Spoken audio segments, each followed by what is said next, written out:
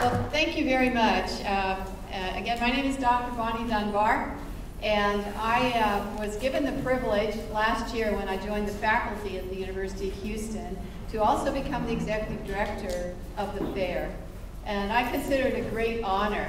I took over from Dr. Mark Smith, who was the dean of the College of Natural Math and Sciences, who went on to another post. I want to give you just a little bit of background on myself because I see some young people here, obviously. You know, I've walked your path, but I didn't have the opportunity to be part of a fair. But I was influenced by a very significant event which also initiated the start of our fairs, and that was the launch of the Soviet Union satellite, first man-made satellite called Sputnik in 1957. And at that time, it really raised a flag about our state, our nation's state of science and technology. I remember I was 8 years old and my parents took me out. I grew up on a cattle ranch in Washington State, and my parents took me out and we looked at the night sky, and Sputnik was only 23 inches in diameter, but it was polished aluminum or titanium. And so it glittered in the night sky. You have to think about it. They were shooting stars, but it was the world's first satellite. Not like the space station now, which you can look at on the website and see when it's coming over Houston and watch it for 6 minutes. Now, I was excited about that because I'd been reading science fiction and my head was already in space, and this seemed like the first jump in it. But of course, many Americans were quite alarmed about the launch system and the technology, and we're thinking, do we have the scientists and engineers we need to go into the future? Out of that concern was generated organizations such as the Science Fair, Intel competitions. For those of you who may have read the book by Homer Hickam, October Sky, he was a colleague of mine at NASA. He did the same thing. He grew up the son of a coal miner, and that took him into space. He designed a rocket which he took to the Nationals for the Science Fair. So the Science Fair has a long history, and it has an important history in terms of what it's been able to do to provide scientists and engineers to help move our nation along and the great discoveries wherever they are. Science and engineering is all about you know, creating a new world for ourselves and creating a better world in many ways. But it takes some work and it takes some initiative. And our job is to do for our young people what Sputnik did for me. And it was on TV. It permeated everyday life. So science and engineering is not permeating our everyday life. It's just there. We need to connect the dots for our young people, encourage them to study the math. I had some very good advice from my 8th grade teacher. I went to a small rural school and there was 22 in my entire class for 8 grades. I mean, we were pretty much the same 22 marching through this small school. And at 8th grade graduation, I was going to have to take another bus into the nearest town to go to high school. And my 8th grade teacher, who had been also my 6th grade teacher and the principal, Mr. Miller, asked me a very important question. He said, well, Bonnie, what do you want to become when you grow up? And I said, well, I've been watching, you know, Flash Gordon on TV. We got our first TV. And I watched as John Glenn had orbited the Earth, and I said, I want to become an astronaut and I want to build spaceships. And he said, well, Bonnie, you're going to need to know algebra. And I said, what's that? And he said, trust me, and I did. So I went into 9th grade, I took algebra, I took geometry, trigonometry, math analysis, biology, chemistry, and physics, and 2 years of Latin in this small rural school, by the way. And I was in sports and cheerleader. I had a really great high school experience. But when I graduated from high school, I had all the necessary classes and grades that I could enroll in engineering, and it was actually my physics teacher who suggested engineering. I was very lucky. I had some very random conversations that helped me along that career path. The oldest of 4 kids, the first in my family to ever go to college. Now we have an opportunity to make a more direct impact on our youth through the Science Fair, not random conversations. but helping them to make informed decisions for their future. And I'm really delighted to be part of that. As Dr. Damian said, I'm a faculty member in engineering, but I'm also the director of the University of Houston STEM Center and this program. And our objective is to improve the state of our science and engineering workforce in this nation, because quite frankly, as many of you have read, we're back at that Sputnik moment. And how do we know that? The statistics tell us. Where we used to be first in math and science in our schools, where we used to be first in patents and all the other measures of achievement, we're now falling behind. If you look at the percentage of our young adults in science and engineering from 24 to about 35, we're now ranked 24th in the world. We're sort of down by Iceland and a couple of other countries. Our young people, as a rule, are not doing as well on the math and science tests. That doesn't bode well for our future, our innovation, our quality of life, and the jobs of the future. So we need to pay attention to it. We are at the University of Houston. Very pleased to announce that that President Cantor has become very engaged in this. We're moving the fair from the George R. Brown Convention Center to our brand new Alumni Center at the University of Houston. I hope you enjoy that. And we'll be planning to have tours and exhibitions on campus so that we give our young people more of a sense about what happens after I take all these classes in high school. What are the career opportunities? And maybe there'll be another Mr. Miller out there, like my 8th grade teacher, another Mr. Anderson, like my high school teacher, that really helped to change my life and change the course. And oh, by the way, that education allowed me to become an astronaut. So I did get to fly in space 5 times, but I always acknowledged my teachers, and I always invited them to my launches. So I'm also very blessed that to help run this program, I was able to find someone like Dr. Heather Damian, who's instructional professor at the University of Houston in education, so she knows a whole lot more about the specifics of how to do this, and who ran the program last year just so extremely well. And she has put this seminar together today, we're calling it the first annual, next year will be the second annual, because we felt it was important to help our teachers and our students and our parents understand some of the nuances of the fair, because from our regional fair, we go to the state fair in San Antonio, and then the Intel National Fair, or ISEF. We were really quite pleased that some of the students we sent to national actually got national awards, and Dr. Damian will talk about that, and she'll introduce our guests from the state fair as well. We're also introducing some electronic processes. We hope to make it a lot easier. For those of you interested in being judges, we have some new processes, and we'll be talking about that later this afternoon. I'd like to turn it over to Dr. Damian. Thank you very much. Thank you so much for being here. So, with all the items that are encompassed within the science fair, it can be a bit overwhelming, but today is to be able to take a look and break down specifically those entities, those particular forms, what are some up-and-coming projects that we'll be working on to be able to assist you in those endeavors. So as Dr.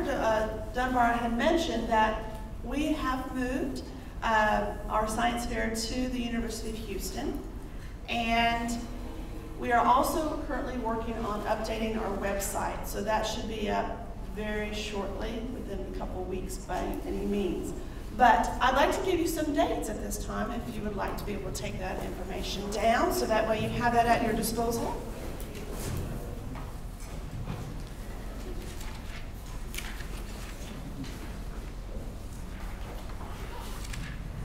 So, as I mentioned, it's U of H, and when is February the 8th through March the 1st, 2015. This is the first time that the science fair will be working on a weekend basis.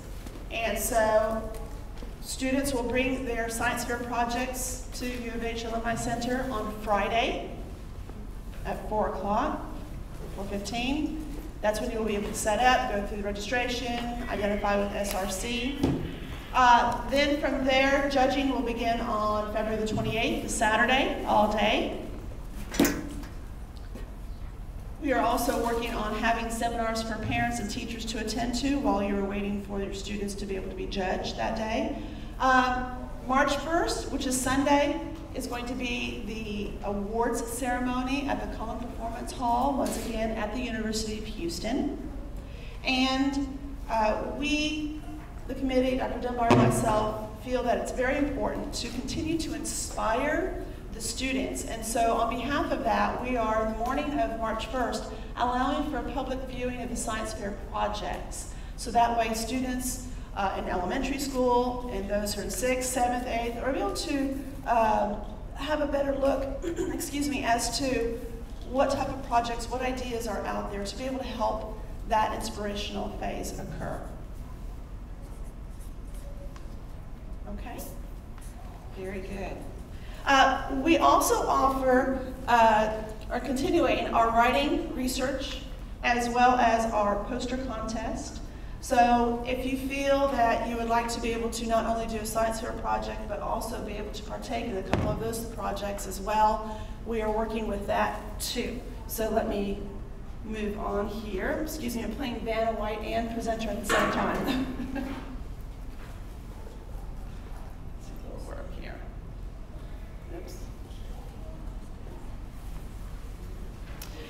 We have our student opportunities. These are important dates for you to identify with.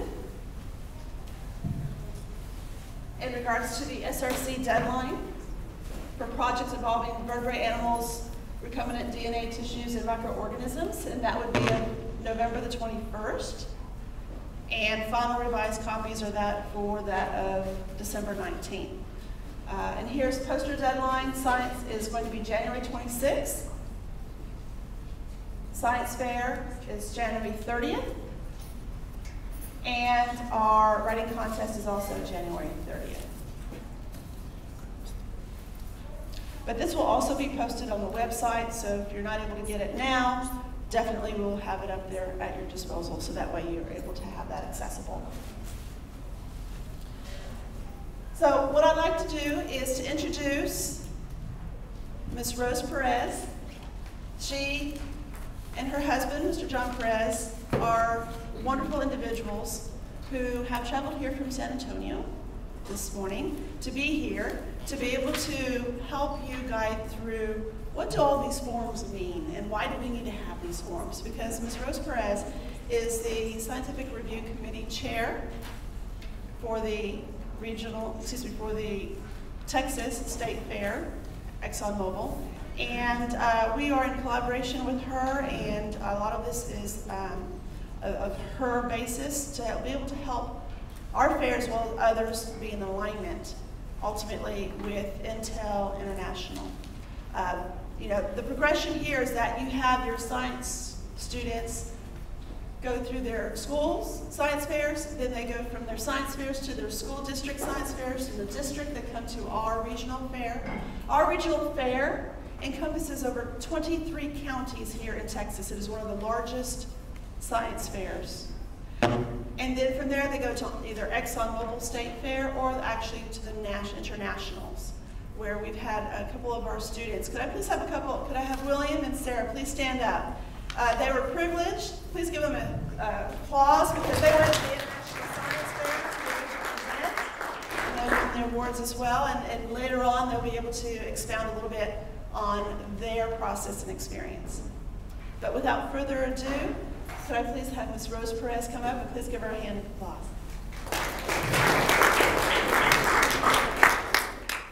Well, thank you very much for having invited us to your first Science Fair seminar. I'm very grateful to Dr. Dunbar and Dr.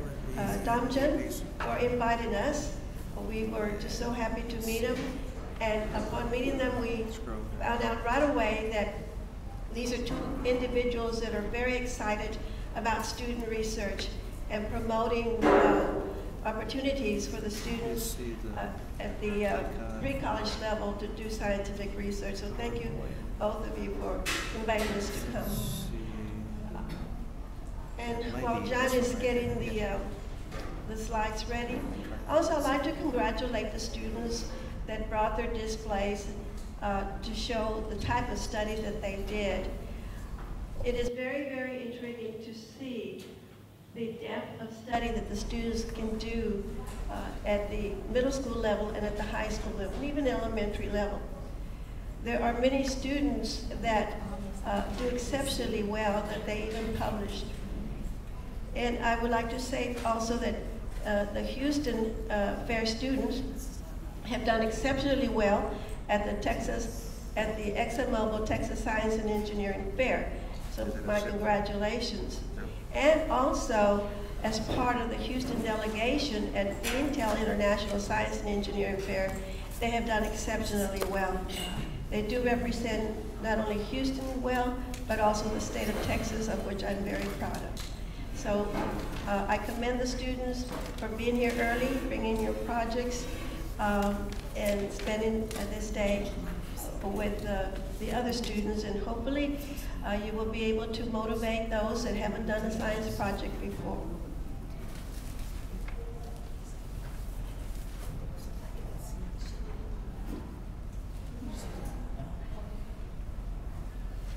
Well, also, if you noticed, Dr. Dunbar was gracious enough to run off 2 booklets for you and some handouts. One of the booklets is the Intel International Science and Engineering Fair International Rules and Guidelines 2015. So I will be referring to this. And also I will be referring to the other handout that's entitled Scientific Review Committee Institutional Review Board SRC IRB. And I will be flip-flopping, so you might want to put these 2 side by side, so as we refer to them. Stay tuned. It's Murphy's Law, excuse us.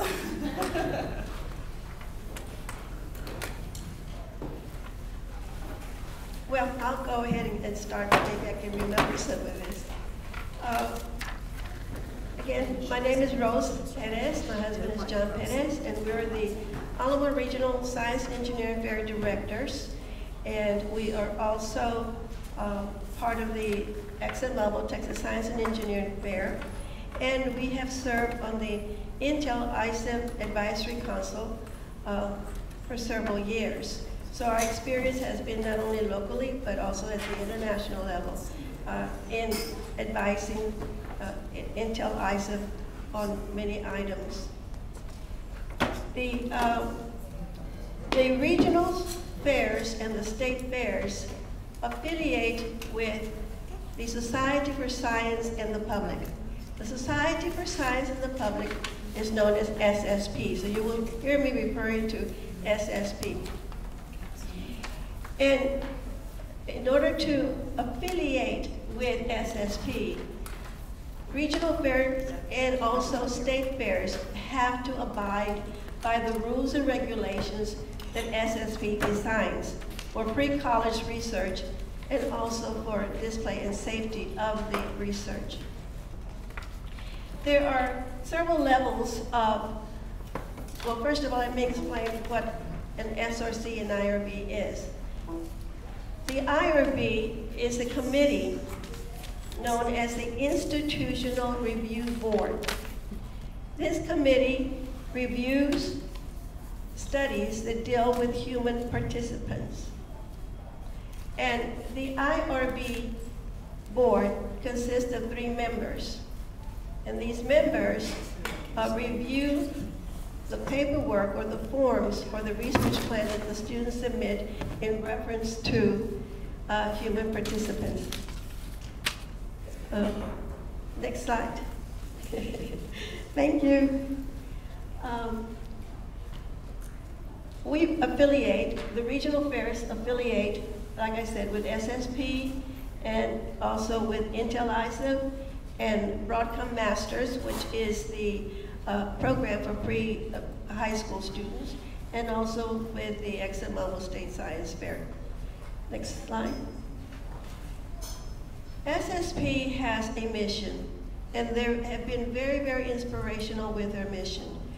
One of the missions is to inform, and they do this by promoting science through publications such as Science News magazines, and also by providing a free accessible online science news for students. It's also very, very good to give students ideas for science research. And SSP is located in Washington, D.C. The other mission of SSP is to educate. And they encourage pre-college students to pursue science, math, engineering fields in college through its educational programs. So if you go to their website, you will find a lot of educational programs, not only for students, but also for teachers. And then the third mission is to inspire. And certainly they do inspire. Once our students participate at the state level, or even at local or regional levels, and also make it to Intel ISIP or participate in the Broadcom Master's program, they are inspired. So SSP does the inspiration by sponsoring the Intel International Science and Engineering Fair, and also the Intel Science Talent Search, which is for high school students, and also Intel ISIP, and then the Broadcom Masters for middle school students. As I was mentioning, states and regional fairs affiliate with SSP, and because we affiliate with SSP, we have to make sure that the students and the teachers and adults, anybody that's involved with a student project, is aware of the international guides, rules and guides for science fairs. And that is one of the first questions that is asked in one of these forms of the adult sponsor. And also, I think, also we have to make sure that the students follow the rules and guidelines. We are responsible for that. If the SRC from Intel ISIP were to visit us, and they would see that there are students exhibiting projects, they're not adhering to the rules and guidelines, the regional fair, the state fair, can stand to be disaffiliated. And also, SSP designs the rules for displaying the projects. Now, the establishment of the committees, as I mentioned, there are two very important committees. One is the IRB, which is the Institutional Review Board, and this committee reviews the paperwork of students who work with human participants. And every school should have an IRB, if at all possible. It consists of a minimum of 3 persons. One is an educator. They do not specify the field of the educator. They just say an educator. It could be at any educational level. And also a school administrator, preferably the principal or vice principal, or someone that the school actually considers an administrator. There are some schools that do not consider counselors as administrators, but maybe a dean. And then a person that is capable of evaluating the physical and the psychological risk of the participants that are participating in the students' research. So this is the IRB. And then a parent, the adult sponsor, the mentor, the qualified scientist cannot be part of the IRB. Even if the parent is a medical doctor or researcher, that parent cannot serve on the IRB. The scientific review, known as the SRC committee, also consists of a minimum of 3 members. One has to be a biomedical scientist, either having a PhD, MD, DBM, DDS, a pharmacy degree, a DO, etc., as long as it's a biomedical scientist.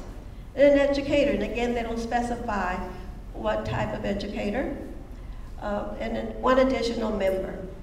And again, the adult sponsor, the qualified scientist, the mentor, the parent cannot serve on the SRC. And again, that's because of having conflicts. The next slide. Now, there are 3 levels of SRC and IRB. One is the local one, which is within the school. So every school should establish an SRC or IRB. There are times when a school will call us and say, well, we don't have enough people, or we don't have the people that we think would be qualified to serve on our SRC or IRB. And so we say, well, maybe you can find one at the nearest high school or at a university. Or if they have tried to look for people for their committees, they can come to us. So we will serve also as their SRC or IRB. But we try to encourage them to set up one themselves. And then there's the regional SRC IRB.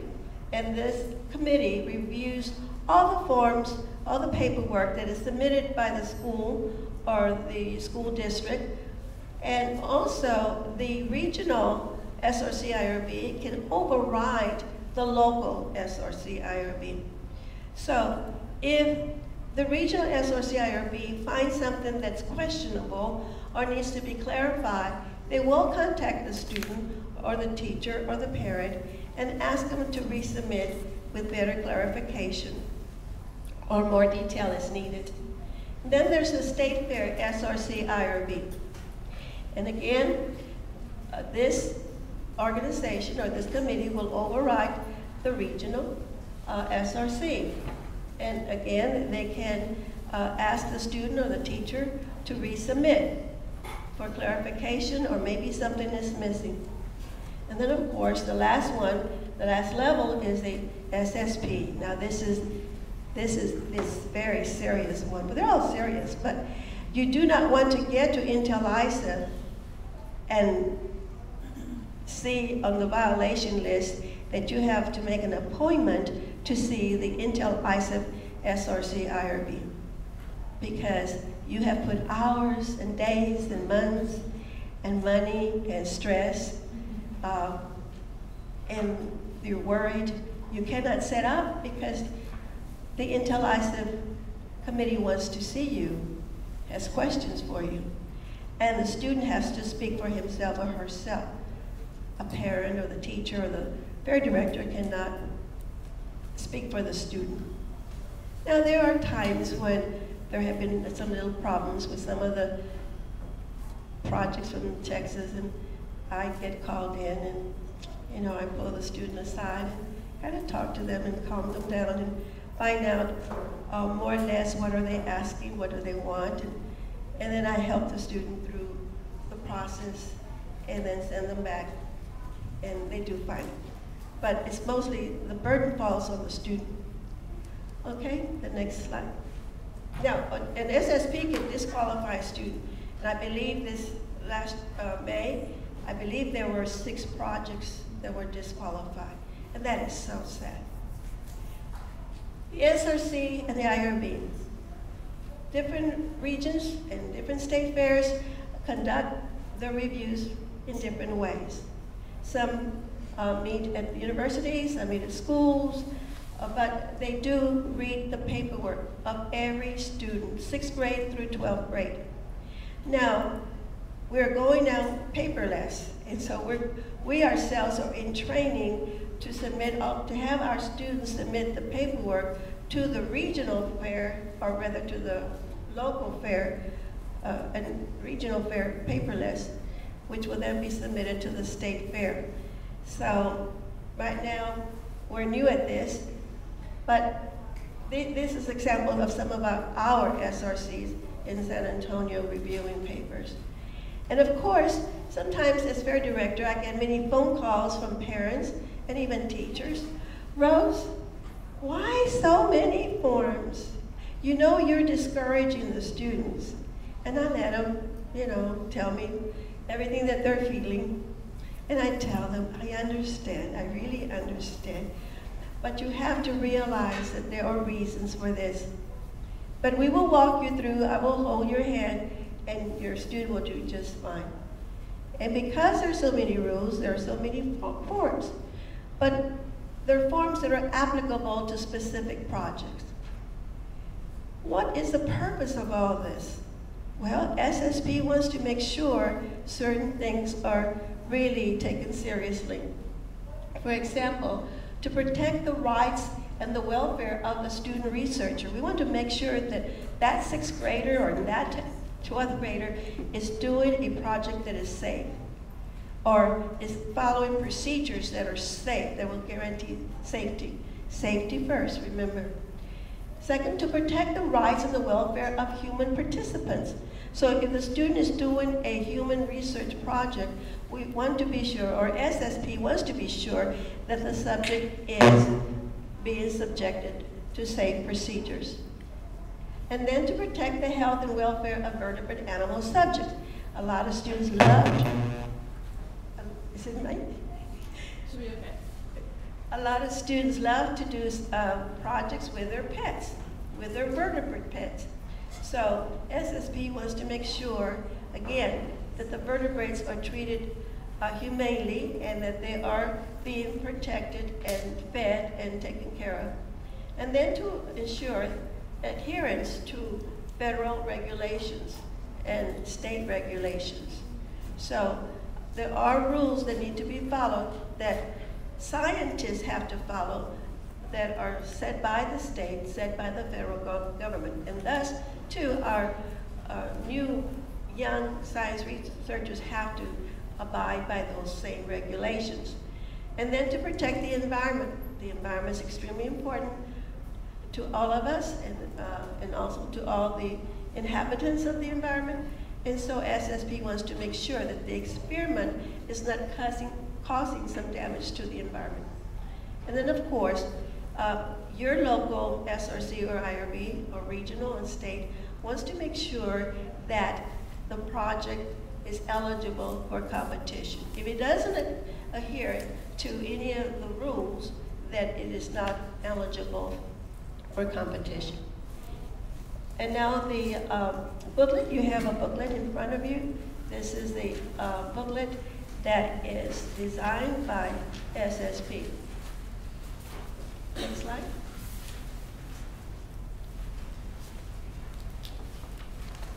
I am going to be going a little rapidly through these forms. And the reason for that is because there are several of them. And I also want to give you the opportunity to ask questions. Are there any members of your SRC here? Would you like to come up? I invite you to come up over here, please. This way, if there are questions, maybe you can answer them too.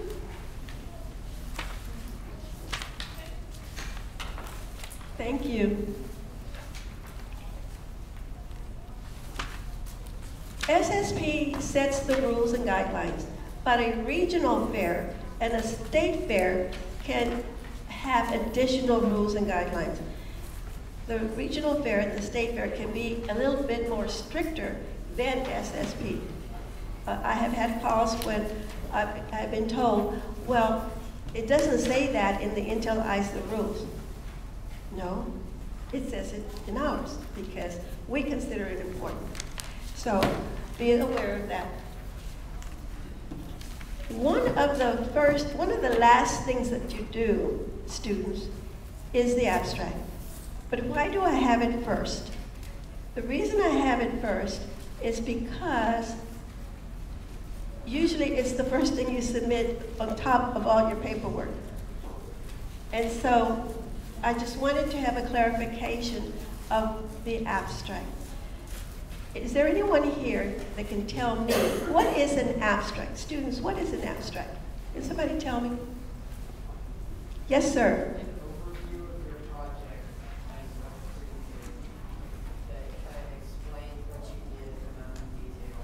An overview of the project. And the key thing that he said, which explains what you did. Explains what you did. Thus, the abstract should be written in what tense? Past tense. So, if we get an abstract that's written in the future tense, it's not going to be accepted. Also, the abstract should be written in paragraph form and not just step 1, 2, 3, but a nice paragraph or 2 paragraphs. And it should be including at least the question, the hypothesis, a procedure. If you have enough room, perhaps at the very beginning, a sentence or two as an introduction, but that's not necessary. But as long as you have a question or a problem, the hypothesis, the procedure, and the procedure must be very brief. So you indicate only those very important steps, but be clear. And then, of course, results, the final results, and then a conclusion. Now, when you write your abstract, you have to be very careful, because this is the first thing the SRC IRB will read. And there can be a lot of red flags in the abstract. For example, if the student mentions that the student worked with goldfish, right away, red flag. This is a vertebrate project. We need to see that the student has the vertebrate form, either 5A or 5B. The student worked with some friends. Oh, human subject. So there are a lot of red flags. Now the other thing too, do not mention in the abstract, do not give credit to companies, do not indicate that a patent is pending, and do not indicate any awards.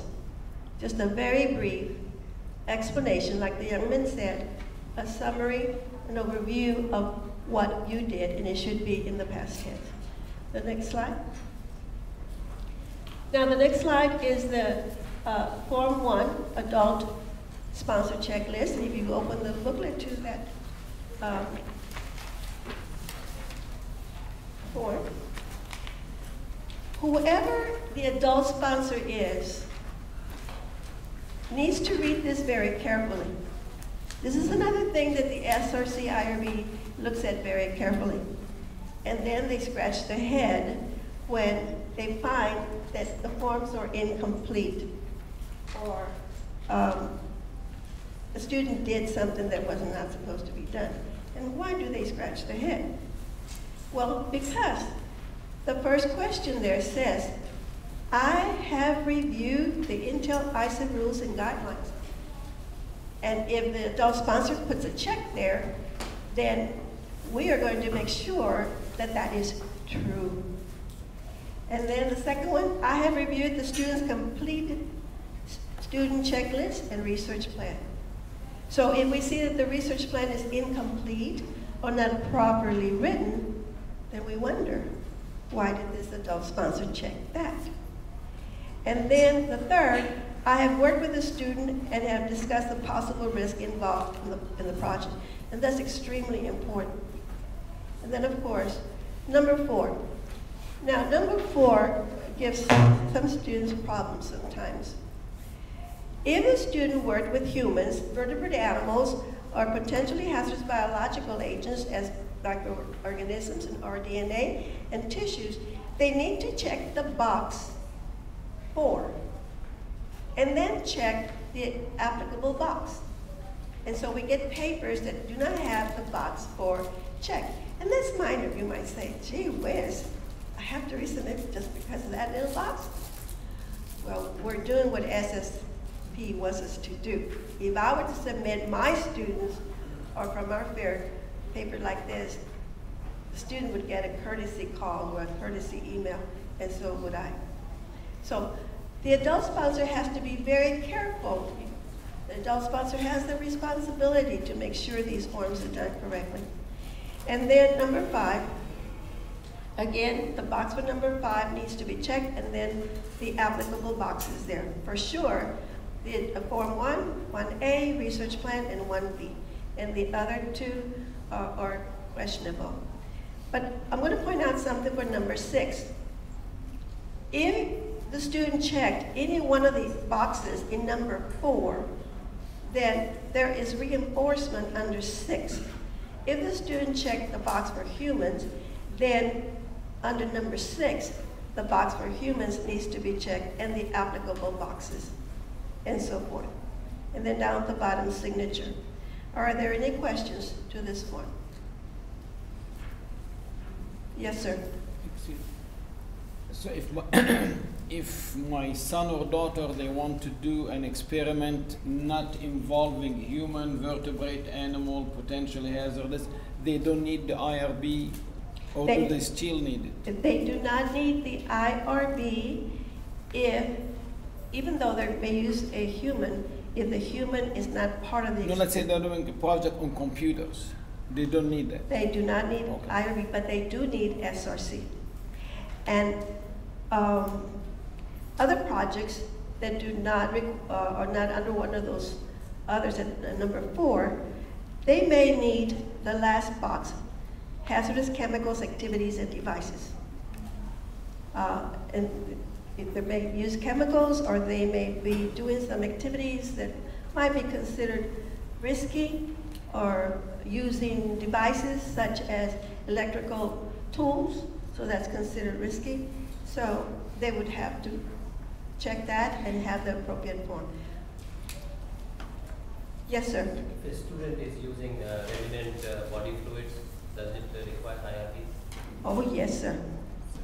If then they're going to have to check, or the adult sponsor will have to check the box for number 4, and then under potentially hazardous biological agents, the box for tissues, and then under number 6, down at the bottom, potentially hazardous biological agents, check that box, and then the applicable box. Now, if the student is collecting the tissues from a human, then it's also a human project. But if they are using from a frozen bank, repository?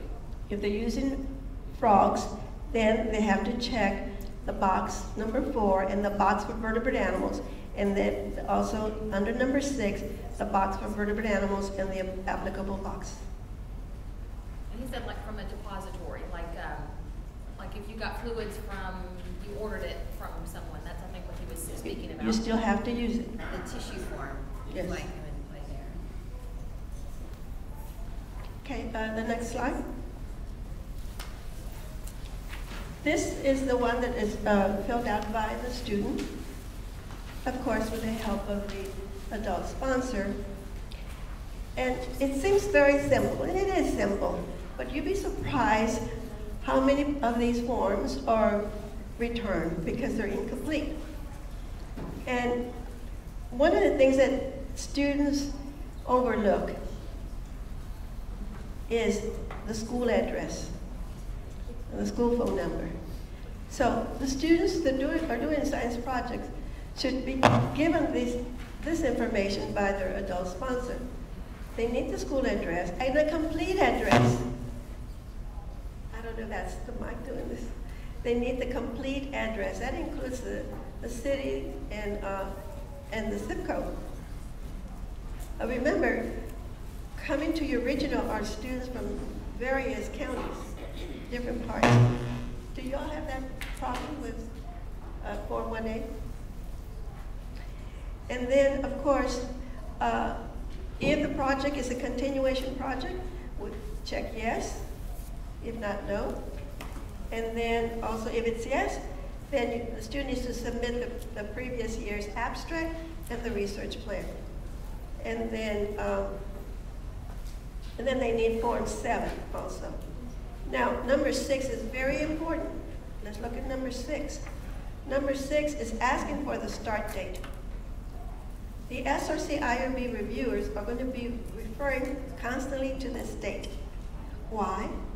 Can anybody tell me why? Students? Yes, ma'am? Because your project must only be completed in the span of 12 months. The project must be completed within the 12 months, that is correct. But there's also another reason. Because some of these projects require what? Students? Prior approval. Prior approval. And so the SRC IRB will be looking at the signature dates of those forms that needed to be approved prior to experimentation. So they'll be referring to the start date. Okay, that's very important. And then of course, where is the experiment, where will the experiment be conducted? Indicate that. And then also give the names and the addresses and the phone of those sites other than the school site. So if it's being done at home or at a research institution or a commercial place, we need to have the address and phone number. Okay, the next thing is the research plan.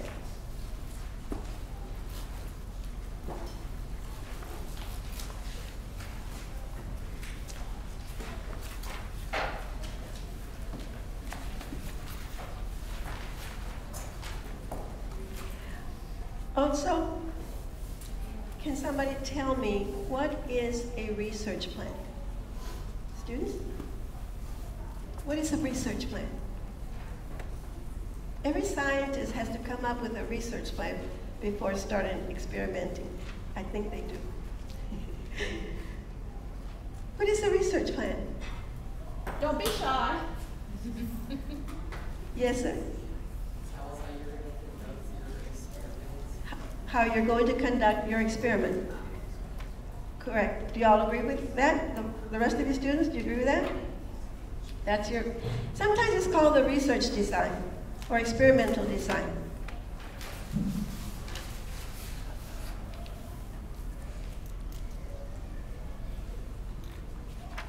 So, for the research plan, if it is a plan that is, or a design that is explaining what will be done, then in what tense should it be written?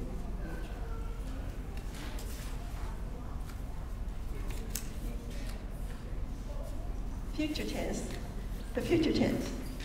Because it's an outline, it is a design letting the reader or the SRC or IRB know what you're planning to do, what you're planning to conduct. And therefore, you need to be as specific as possible and not just be very vague. If in the research plan you do not give a complete description, you're going to have your forms kicked back. So, what is it needed for the research plan? First of all, this year now, SSP is asking for a rationale. This is the first time. Before it was a question or the problem. That was A. Now A is the rationale. And why do they want the rationale? And as a matter of fact, there are students who have been doing this before, but they call it background. And that's exactly what it is. It says, what is the rationale for your project? Include a brief synopsis of the background that supports your research problem and explain why this research is important scientifically, and if applicable, explain any social impact of your research. So now they're really making the students think. In other words, why do you want to do this project? Why is it important to do this project? And then B, state the hypothesis. I would state the question first, and I would state a goal or the purpose, and then the hypothesis. That's the way I would have done it. But notice how they have these A, B, C, and D. And this is the way you should have your paper. In this sequence, you may want to label the parts A, B, C, and D, or you might have your own way of identifying these parts. But these parts should stand out on your research plan. Now, can somebody tell me, what is a hypothesis? How about somebody from over there? What is a hypothesis?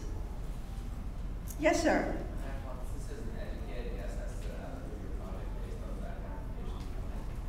I believe you said that a hypothesis is a statement that indicates what you think will happen, or what you wish will happen sometimes. But a hypothesis is a guideline too, because you're going to design your project according to the question that you have and according to the hypothesis that you have. So you want to design your project where you can get an answer, either a supportive answer or an answer that's not going to be very supportive of the hypothesis. But if you get results or data that's not supporting the hypothesis, that's okay. That's also good research. That's also added information. That's also valuable information. A lot of scientists do research, work for years, and they're trying something, and at the end, it just didn't come out the way they thought. Well, that goes into literature that is also published, and other researchers will read that, and they know that that had already been tried, and therefore they're going to try something else. So, because the student did not get positive results, doesn't mean it was a bad project. You can always explain what happened. All right, and then of course, you have to give your method or your procedures, and also be detailed as possible. Do not say, hydrochloric acid will be used on some of the pets. Hydrochloric acid. What for? What's the concentration? How much? What pets? Under whose guidance?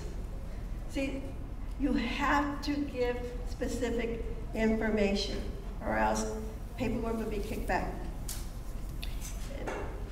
And so, also when you use measurements, you're doing a science project and you're following the scientific method. So when you use measurements, your measurements should also be scientific. Stay away from inches, stay away from feet, yards, pounds, ounces. Use the scientific method. And use the correct units. Use the correct units. If you lovely ladies would like to jump in at any time, please do so. Okay? Just reaffirm that about how important it is to have details in your research plan. That's what really tells us what's going on and allows us to review it properly. Also, at the after your procedure, state the risks. What risks are involved in your project? What are the risks that you might encounter? And how are you going to take care of those risks? How are you going to minimize those risks? And then data analysis. How are you going to analyze the data? Now, some students for this section turn in data that they have already arrived at. That's not what it's asking. It's asking, describe the procedure you will use to analyze the data results that answer research questions or hypotheses. So, how will you analyze your data? Give us an idea. How are you going to go about determining if your data answered your hypothesis or your question or achieved the purpose of the study? Now, the next two sections, or the next section, gives you some indications as to what you should include in your method. If you're working with human participants, be sure to include those items there. I'm not going to go through all of these just yet until I get to the form. But first of all, safety of the human participant. Secondly, privacy. You cannot disclose names or any information that will identify the human participant. And many of these projects require consent, especially from minors, and also assent. Does anybody know the difference between assent and consent? What is the difference between assent and consent? You might ask a student in class if the student is willing to participate in your project, and the student says, yeah, I like to do that. Sounds like it's going to be fun. That's assent. But since the student is a minor, the student needs consent from the parent. That's the difference. Assent is agreeing to participate, but consent is coming from the adult. And then 2, you need to be sure that when you're going to be using human subjects, that you inform them of the risks that are involved. And don't say, oh, there's no risk in this. This is going to be easy. For example, you have a student that wants to see who has better reflexes in catching a ruler, girls or boys. And so the student researcher passes out the rulers, has 10 girls, 10 boys, and gives each one of them a ruler and times them. They drop the ruler, catch the ruler, and the researcher times them as to how fast they caught the ruler and at what point did they catch the ruler. Are there any risks in that study? Yes, there are. Number 1, what kind of ruler? Is it a wooden one that has the metal edge? That can be risky. Number 2, are all the other students seeing each one catching the ruler? That can be embarrassing. Are the results being publicized in class? That can be hurtful. Students can go out there in the yard, cafeteria, and say, I was faster than you know who, ha ha ha, you know, he's so weak, and, or she did, oh, you know, the girls did better than you, John.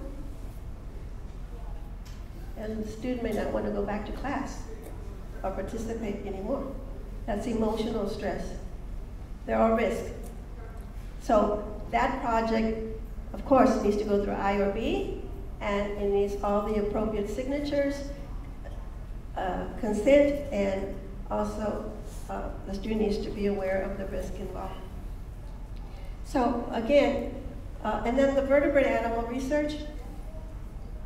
In the research plan, it should be stated briefly as to what are the alternatives, what else could have been used instead of the vertebrate animal. I'll give you an example of one project that I disqualified. And it is sort of a funny story in that I had a teacher call me and say, Rose, I have this parent that doesn't seem to understand that her son, who she says is brilliant, and I agree, he's smart, she said, her son wants to do a project where he wants to put birth control pills in the pond that they have and see if the fish in the pond will die.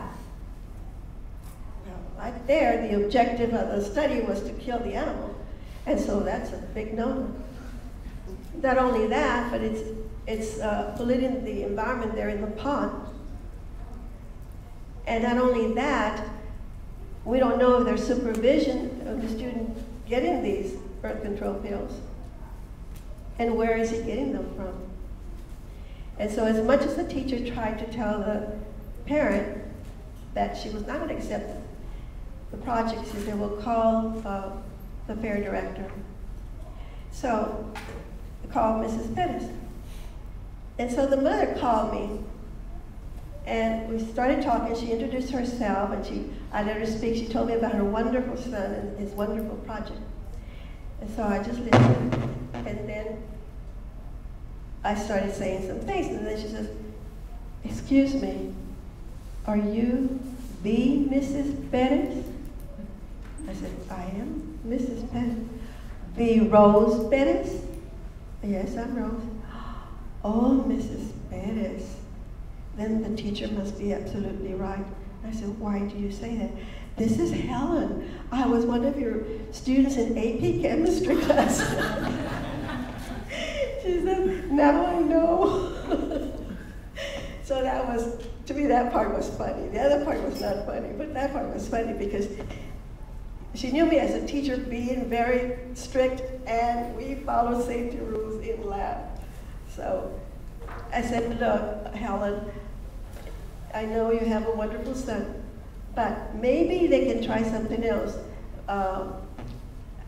How is he getting these birth control pills, may I ask? Well, he says, my doctor gives them to him. I said, oh my. But yes, but you know, my doctor knows my son and he's so responsible. I said, I don't even trust a senior. I don't care how old they are. If they're the #1 in the whole school, you have responsibilities and you never know what can happen. I said, so there needed to be supervision. And so I said, how about doing something else? Now, when you work with vertebrates, it says, reconsider.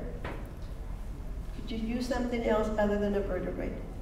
Can you replace the subject? And so I said, I tell you what, if you see to it that he has a supervision perhaps of your doctor, and also you use something else other than goldfish, how about hydra or hydroporian vertebrates, and so on. So I gave them ideas.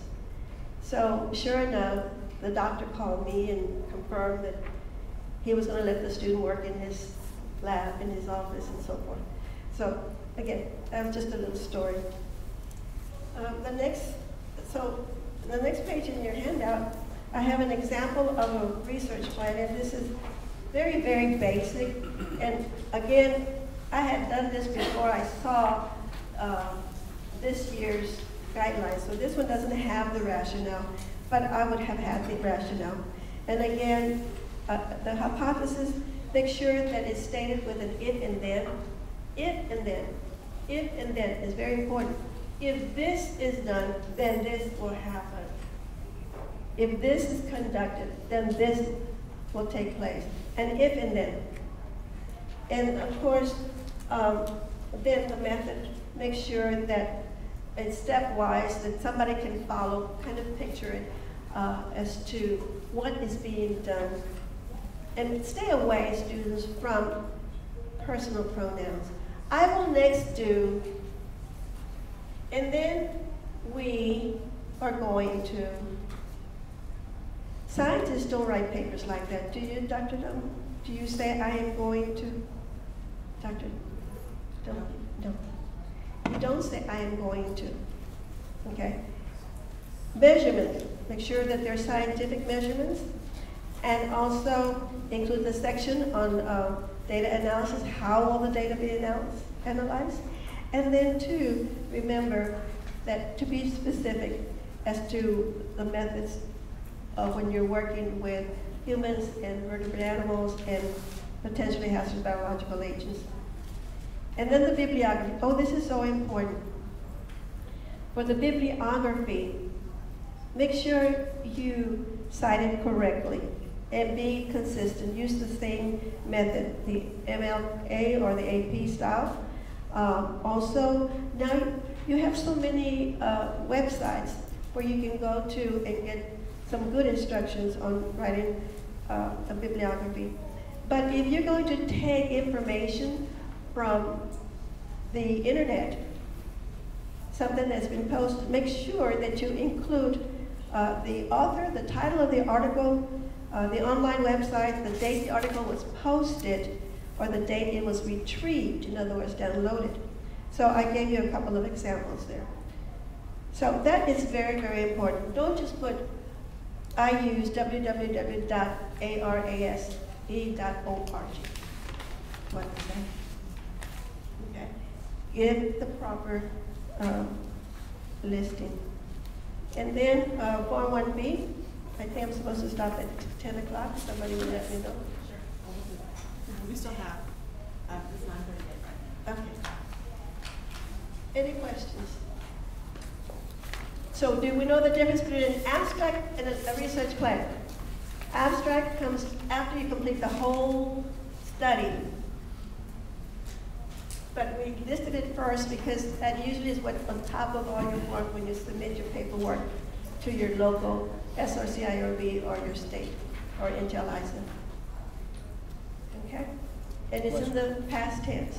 And yes, sir. In the checklist for adult sponsors, you stressed number 1, I have reviewed the Intel ISEF rules and guidelines. Yes, sir. Can, like, the school teacher be the adult sponsor for all the students? Yes, Or sir. does it have to be a parent or a guardian? Or It can be anyone, sir. Anyone. Whoever the student chooses, or maybe the parent will suggest, you know, Johnny, I think that I can do a good job of overseeing your forms and making sure that the study is safe, and I will also be responsible to making sure that you adhere to all of this. I can be your adult sponsor, or your mom can be, or your aunt or your cousin. Anybody, as long as it's an adult, can be the adult sponsor. The teacher can be the adult sponsor. Sometimes teachers don't want to be adult sponsors.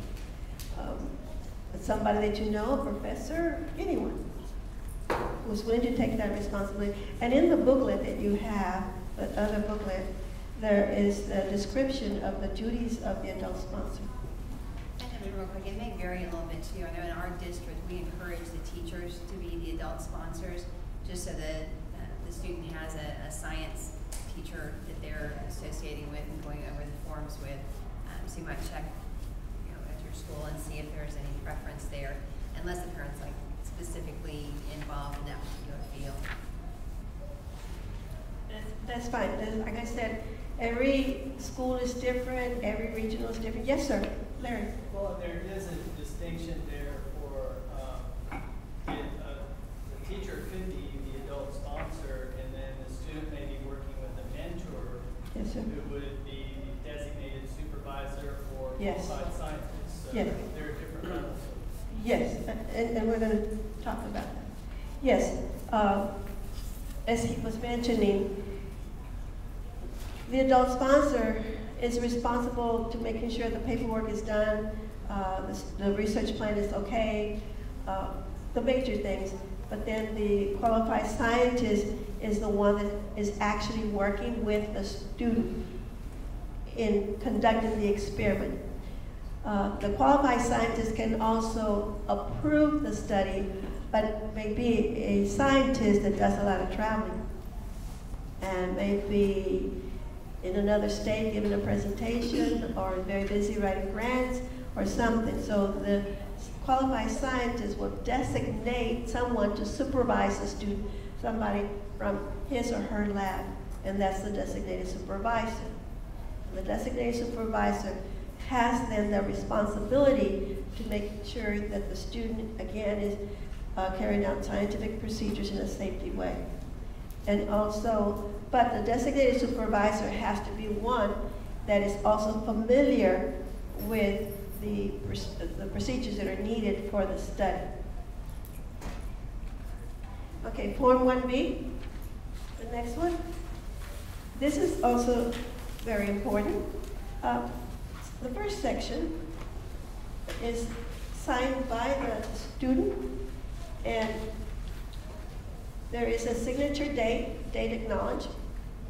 And if you would read there, just saying again that the student understands the risk and the dangers to me of the proposed research plan and so forth, and that the ISEF rules have been read.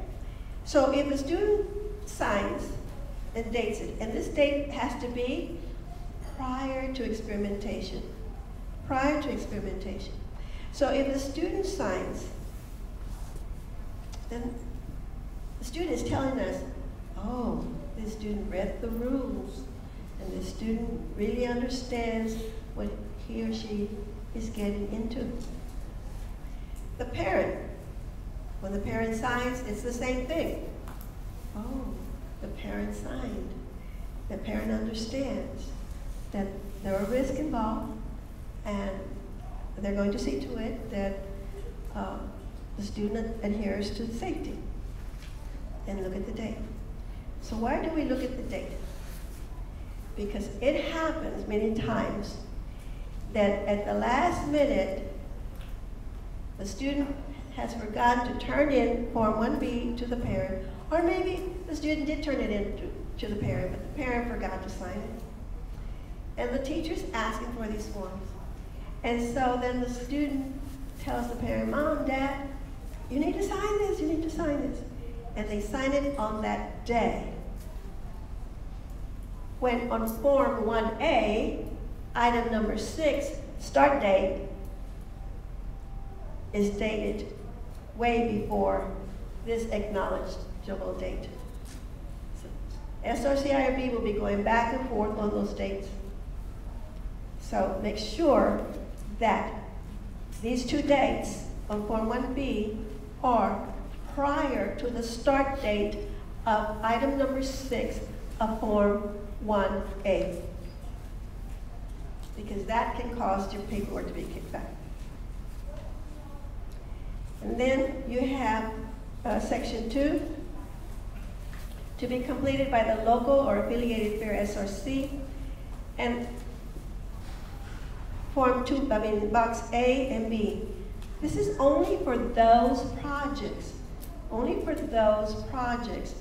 that used humans or vertebrates or potentially hazardous biological agents. Now, I have not defined potentially hazardous biological agents.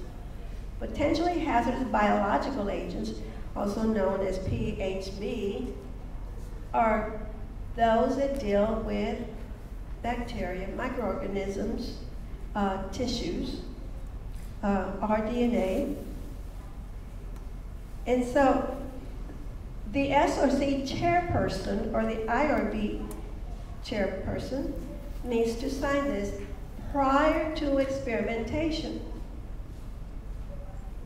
So again, this is another date that the SRC-IRB is going to look at. Now, let us suppose that the student did the project,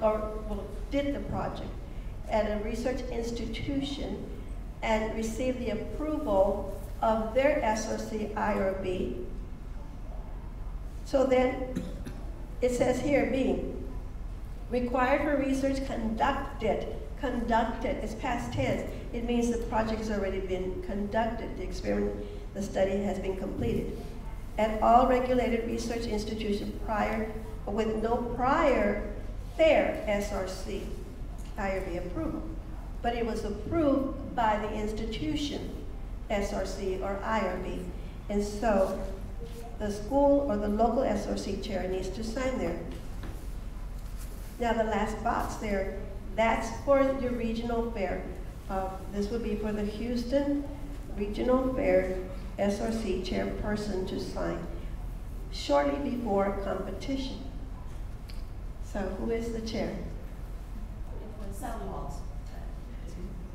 Sally Walls, she's another professional. Okay, so she would sign this prior to competing in the Houston Fair. Are there any questions? Yes, ma'am. 2B, you said conducted with past tense, so it would be after the experiment Yes. is completed that they will sign it? Yes. This is, again, because supposedly this student received SRC or IRB approval from the institution. Yes. And so now the local SRC, which is the school, and also the regional, is recognizing that. But the local SRC chair signs it, recognizing that this project was approved. But of course, there has to be documentation to show that. That it was approved prior Yes. to start by the institution. By the institution. And as we come to these forms, you'll see where they're asking for those documents.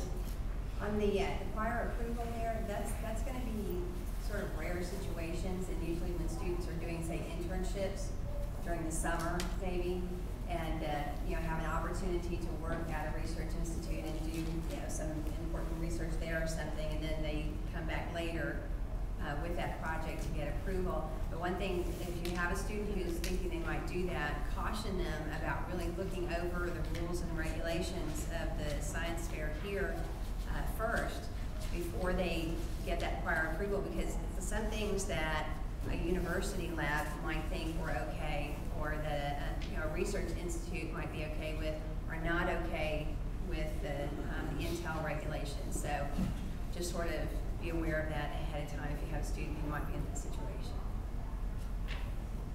And also, again, the adult sponsor needs to be aware of all of that. So whoever the adult, signed in as the adult sponsor needs to be aware not only of Intel ISIF regulations, but also the institution's regulations. Okay, the next one is 1C. Regulated research institutional or industrial setting. That includes a beauty shop. That includes a store. That's an industrial setting. Okay? Sometimes I get calls and I say, but Mrs. Perez, my son or my daughter didn't do the project at a research institution. They didn't go to a university. They did not go to Southwest Research Institution. And where did they do the project? Oh, and they went to my cousin's store. He owns a store, and they did this. Well, if you look at the top of the form, it says all industrial setting. So they need that. Now, but notice this at the very top of the form, it says this form must be completed after. After. This is one of the ones that's not prior to. After experimentation by the adult supervising the student research. Conducted in a regulated research institution, industrial setting, or any work site other than home, school, or field. Oh, I did my project in my father's workplace. Well, that's other than school or home. Okay? Now, then questions 1, 2, 3, 4, and 5 have to be read very carefully and answered carefully. And if you look at number 3, it says, did the student get the idea for her, no, how did the student get the idea for her or his project? Was the project assigned, picked from a list, or an original student idea? And I have some students that worry about that question. They say, well, my teacher assigned me the project. Does that mean I don't stand a chance? Will the judges count that against me? Or they'll say, well, I found this neat book and I got the idea from a book. And others will say, does it have to be original? Judges are not going to be looking at that. I hope not. What judges should be looking at is the thoroughness of the research. Did the student follow the scientific process? Did the student get results? Did the student understand the results? What was the significance of the results? Did the student do some kind of analysis? That's what's important. Because a study may be new to a student, but it's not new to a judge. It may be something a student had never heard of before, got the idea, went to look up things on the internet, found that something like that had been done, and then the student took that research and altered it, which is fine. Instead of trying it for 2 hours, they tried it for 10 hours. Instead of using 5 milligrams, they used 20 milligrams or whatever. So it becomes the student's project. So don't worry about that question. And then list what was used, and then how independent or creative was the student. And of course, the person supervising will sign this, and the date here has to be after the end date. Item number 6 of Form 1A. After the end date. Now, this is one form that has to be displayed at the fair.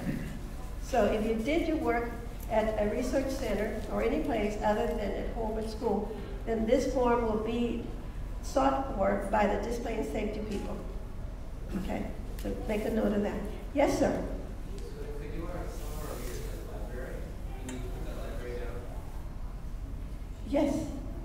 Oh, no, excuse me. If you went to the library to do, And did some of our research there, did part of our project in the library? if the library itself is part of your project, yes, that's a site other than home or school. But if you went to use the library for information, no.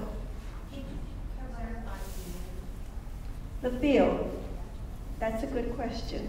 The field could be a park. It could be somebody's ranch.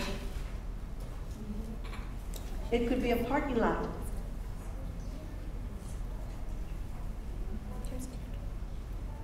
All right, the next thing. I'm trying not to go too fast, but I think I'm going to start picking up a little speed.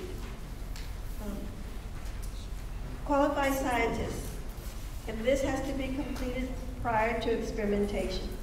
And the dates that these scientists sign are the dates are going to be checked and compared with item number 6, start date of Form 1A. Qualified scientists. Now, one problem that we see a lot, I don't know if you see this, and I mentioned it at Intel ISIP. At Intel ISIP, they have an SOCIRB meeting given by the members of the Intel ISIP committee. So one of the things I brought forth was where it says educational background for the qualified scientist. Many times they forget to answer the second part, which is experience training as relates to the student's research. Because there was not enough space there. So this year, they gave us more space, and I was real happy with that. Because many times the student had to go back to the scientist and get that information, and lo and behold, the scientist was out of town. Okay? And then 2, look at number 1. It's asking the qualified scientist, have you reviewed the Intel ISIP rules relevant to this project, yes or no? So it is the responsibility of the adult sponsor to remind the student, make sure, John, that you give your qualified scientist the ISIP rules. Circle or mark or highlight that part of the rules that pertain to your project so that he or she can check yes. Yes, sir. If I'm qualified scientist, Yes, sir. really it will bother me to read the 39 or 49 pages to mark this yes. If I mark it as no, will this disqualify the student? The paperwork will be kicked back. The thing is, you don't have to read all 39 pages. You're going to read only that part that pertains to the student project. If the student did not work on humans, there's no sense in you reading the 3 or 4 pages on human participants, and so forth. You will only refer to that section of the book. It might not even be the entire 3 pages. It may just be one little section, an A or B section. So you read only that part. Well, here it says relevant to this project. On Form 1, it says I have reviewed the rules and guidelines. So this one here will have to read the whole deal? No, it's just that you have read The adult rules and sponsor. guidelines. I'm not talking about the adult sponsor. Yes, sir. But the But qualified it is scientist. referring to have you read the rules and guidelines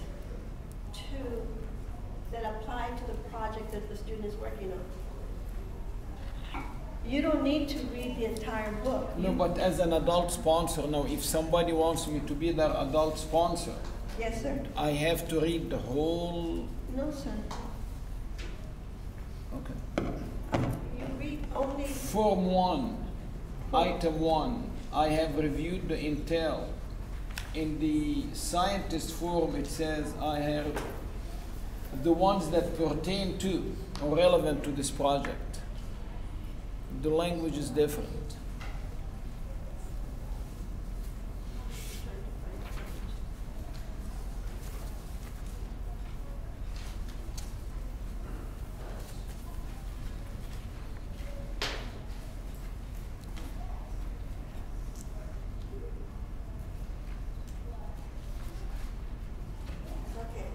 you're on Form 1, correct? Yes, ma'am. And you're referring... Adult sponsor. You're referring to box 1? Yes, ma'am. Yes. I have reviewed the Intel rules, And rules guidelines. and guidelines. You have a good point there. You know, I appreciate you bringing that up because this is something I can bring up in May when we meet over there and say they should add, I have reviewed the Intel ISA rules and guidelines that pertain Okay. to this student project. Okay. What do you think, Heather? And then they can skip through it. Larry? I think so. SRC, what do you think? What do you think? I see the dilemma with reading, having to read too much. On the other hand, if you're not aware, you may not be reading a section that applies to your project because you didn't realize it applied. So, and that's kind of why I think we, like our district, we like our teachers to be the adult sponsor because we do expect them to be informed about all the details of the project. So, Right. Sometimes what you find in a project is that you'll have rules that are coming from multiple places, and if it's someone who's familiar with all of them, or at least has looked over everything, then there's a better chance of something not being missed that might be relevant later on. So I think that's why in the adult sponsor, is that we, in our district, recommend our teachers to do that. That way, they're aware of everything and can pick up those little things. But whoever the qualified scientist is, or even the designated supervisor, they're just looking at that one little section and not having to read everything. And again, it's up to each regional or even the school SRCIRB or the school district SRCIRB. Like I said, SSP sets the rules and regulations, but each entity can be even stricter. As a parent, if you're going to be the adult sponsor, you might just really look over the project carefully and see, think about what rules might this fall under, so that if it is, if a human is involved in a vertebrate animal project, for example, maybe it's people working with horses or something like that, in that situation, you've got two different areas, the humans and the vertebrate animals. So that would just be something to kind of be aware of, is that sometimes you might have projects that do cover certain areas. Just Let the teachers do. And she's right. There are some projects that, believe me, I mean, some students have some brilliant ideas, fantastic ideas, and they may just require every one of these forms because they are including humans and they're including hazardous devices or chemicals and vertebrate animals, and they're working with bacteria, all in one project. The next thing, very quickly, again, the qualified scientist needs to indicate what will be used in the study. Humans, vertebrate animals, PHB, or DEA controlled substances. And was this a part of a large group, and will you supervise it, the study? And if not, who is the designated supervisor? And then down at the bottom, the qualified scientist signs and dates it, which has to be prior to experimentation. And then the designated supervisor also signs prior to experimentation. Now,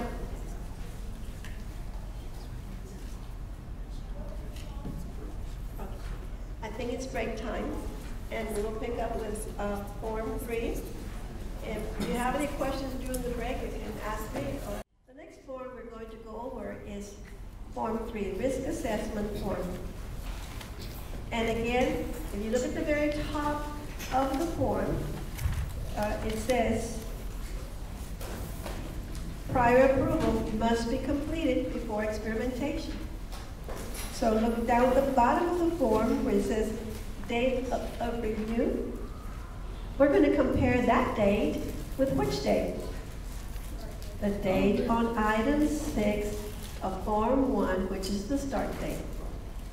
Okay? So be very careful.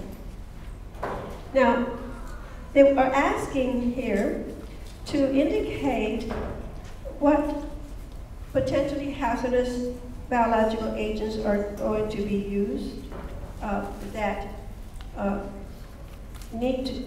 have some risk involved, even though there is another form that relates to this. But also they're asking to list and identify. And sometimes we do not get a list, and sometimes we do not get identification. We just get something written down, but it does not answer the question. So that is a form that is kicked back. And list all the hazardous chemicals. And we just don't want hydrochloric acid, sulfuric acid. We would like to know the concentration. We would like to know how much, the volume, the weight. And activities, what hazardous activities are being done? And some students probably are used to using electrical tools at home. The dad has taught them how to use them, and they need to use an electrical saw, a drill, or a hammer, or whatever. Well, those are hazardous devices. Because if they weren't, there would be a warning sign on the box. And then too, well, that was the devices and activities using those tools. I'll tell you another story. I had a parent call me. The parent was a medical doctor, very well-known medical doctor. And he called me and said, Mrs. Bennett, we have filled out so many forms. I don't know why you're asking for Form 3. And of course, I always let the parent, or whoever's called me, I let them talk. And I listened to them, and then I said, well, sir, why is it that I'm asking for Form 3? Well, you're saying that because he used this particular medicine, and it's a medicine that you can buy over the counter. I mean, you can walk into Walgreens or CVS and buy this. My son doesn't need risk assessment Form 3. I said, okay, sir, but do me a favor. Do you still have the container? He said, yes. I said, can you bring it to the phone and read the labels for me, please? And there's the warning, and there's the caution. I said, sir, because there is the warning and there are cautions, it tells you there's a little risk. That's why your son needs Form 3. Because there are risks involved. Oh, Ms. Pettis, I'm very sorry. I really should have known better, but you know, it's something that we do every day, every time we walk into Walgreens or CVS and pick that up and got it in the medicine cabinet, but I can see where you're coming from.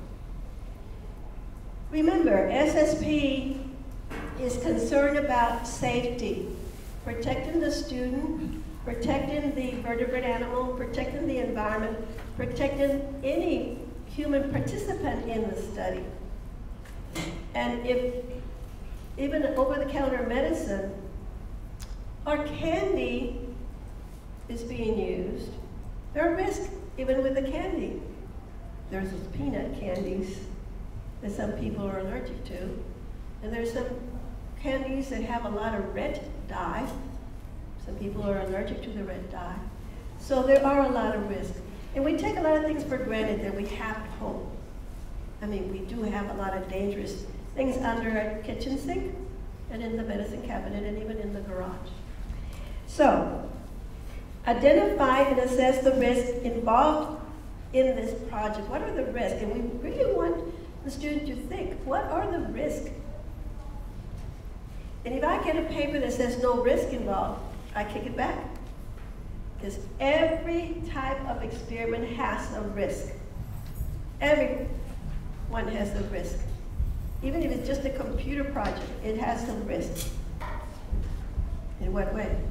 The student stays too long at the computer and ends up with a back page or something.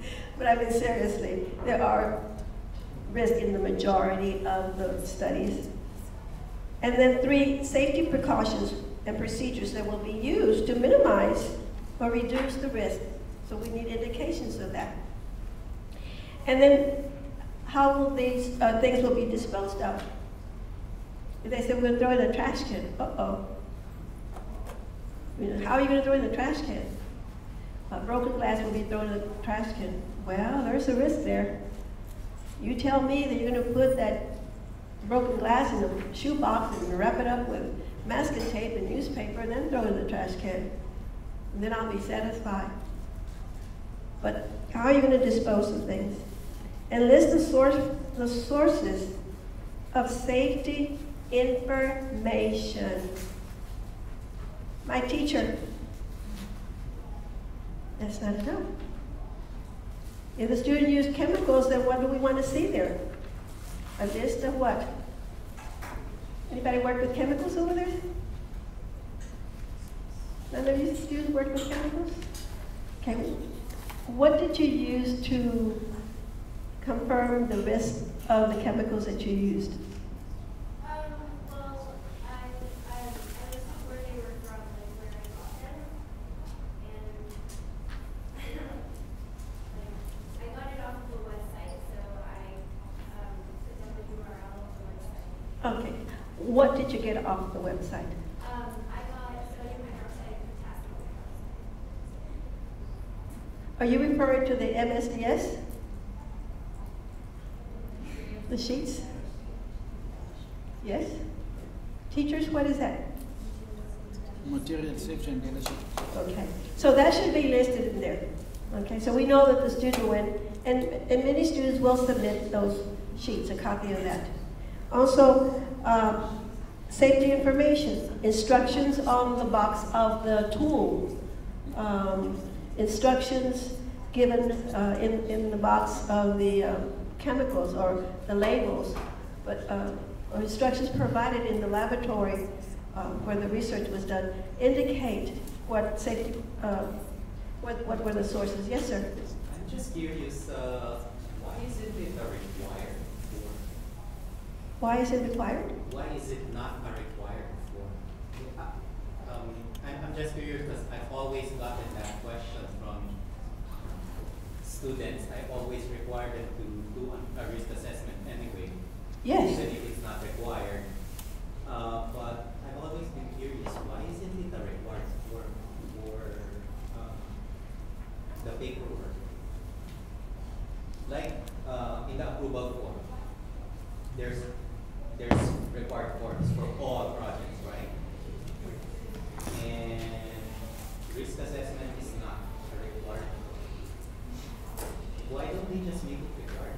Well, what I relate to our teachers is turn it in anyway, because if we think it's needed, it's there, even though you may think it's not needed.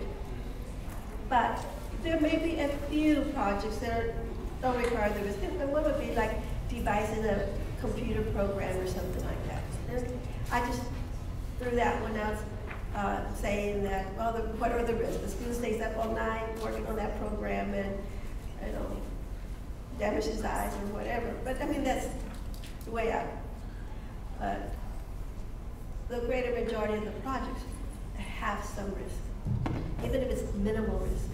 Yeah, precisely. So, just out of curiosity, why is it, hasn't it ever been considered to be a required form? It's been talked at the international level.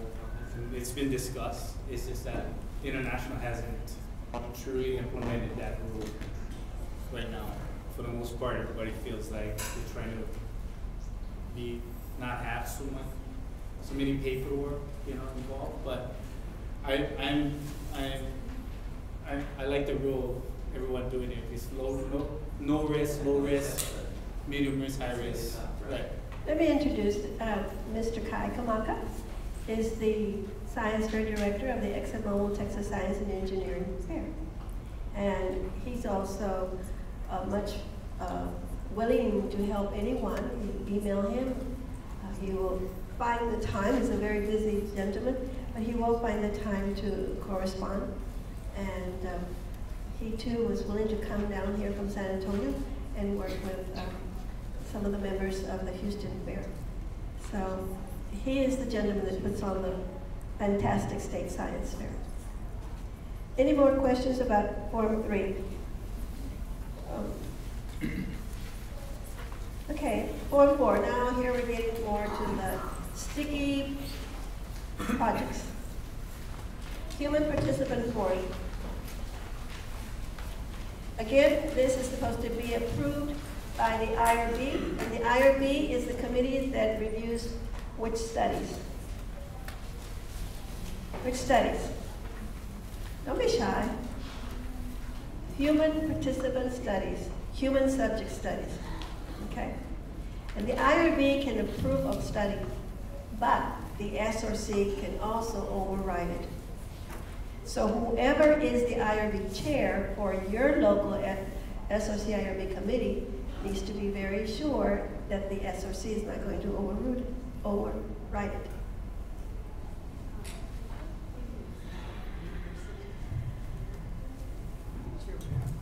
I'm going to add, sometimes the question comes up, why are we doing this? Does it just affect science fairs?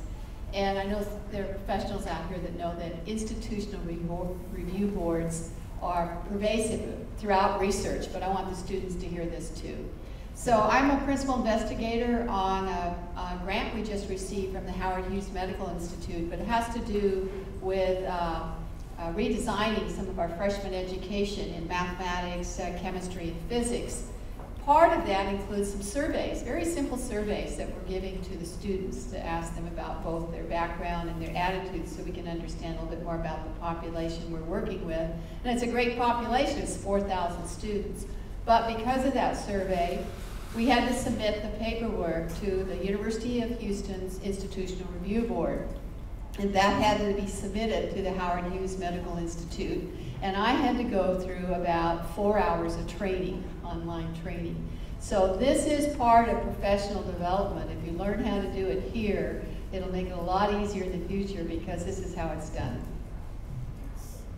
Thank you, Dr. Dunbar. That is so true. We have had students that have gone on to the universities and then they're doing research work and they come back and they tell us, you know, I'm so glad I did science fair project. I had no problems. I knew what SRC and IRB was. And my other friends were just really sweating it out.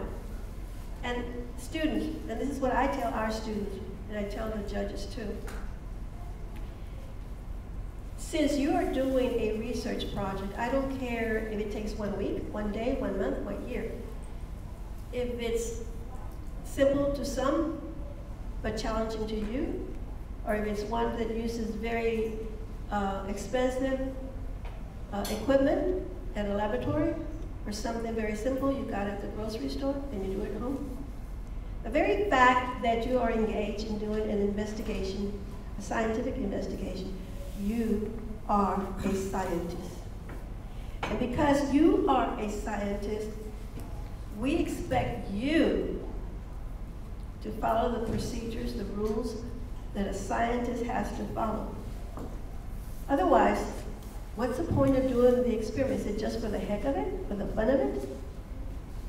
It's a learning experience, like Dr. Dunbar said, that's going to follow you and benefit you in your higher education, or even on the job. If you don't go to college, but you go to work at a research institution and you're trained there, it follows you. So, and that's what I explain to the parents, because sometimes we get calls, well, you know, Rose, they're only in the 6th grade and you're expecting too much. I said, yes, I'm expecting a lot from them because I know they can do it. If I don't expect it from them, then I am saying these kids cannot do it. And I am not going to put them at that disadvantage. I know they can do it. They may need help, they will need help, and they will get help. They can do it. They are scientists. I'm sorry, but I get so. And my seminar, John has to kind of signal to me when to stop, because I do get a little carried away. But anyway, let's go back to Form 4. Again, this is a very important form, and there are 4 boxes initially, and they are to be checked off. And we will look for a survey. If a survey was indicated or conducted, a questionnaire, we will look for a sample of that. We want a sample of that in the research plan, and we want a sample of that also with Form 4. And also, we want a sample of the informed consent that will be used. Now, you do not have to turn in 100 consent forms if you student use 25, 10, 5 students or adults. We don't need that. We need a sample of what was given to the human participant. However, the students should have those available if needed. However, those are not to be displayed because remember the Privacy Act. So, but we want to be aware of what you told the participant. And then, of course, the second section there, we'd like to know, was this project, were the risks for this project considered? Were they minimal or were they more than minimal? And what's the difference between minimal and more than minimal? Well, in the guidebook, you have a chart that outlines what is considered minimal and more than minimal. Let's say a student is giving students different types of soda. The name of the sodas are covered, but they want to know, can they identify the soda? Or they dye water. They dye the water to represent different sodas, and they have a student sample. Is that minimal risk or more than minimal risk? More than minimal risk. I don't know about this thing. Anytime a student participant is going to ingest something, it's more than minimal risk. Let's say a student wants to know who runs faster on the track. Somebody that plays basketball or somebody that plays football. And the participants are in high school, let's say they're 11th grader. Are there any risk there?